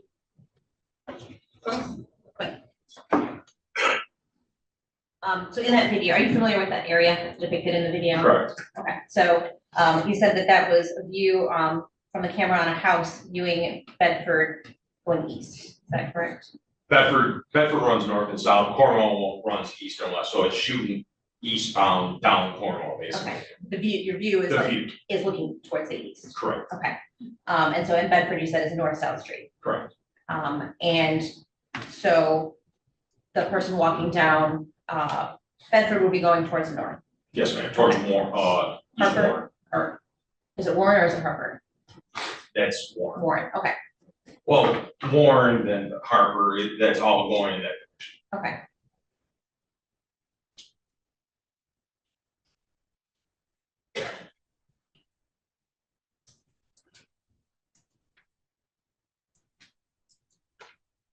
Nothing else, thanks. Nothing further. Judge. Okay, you're all done, thank you. Thank you, ma'am.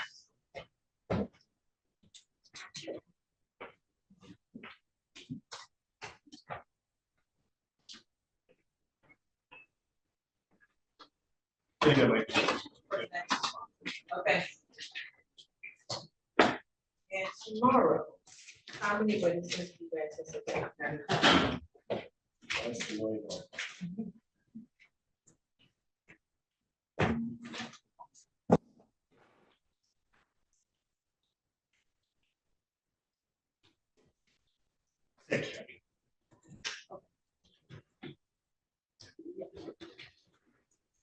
You all want to start at 9 o'clock instead of 10, or keep it at 10? I would say probably keep it at 7 o'clock just because Oh, you're next to city is out. Okay. All right.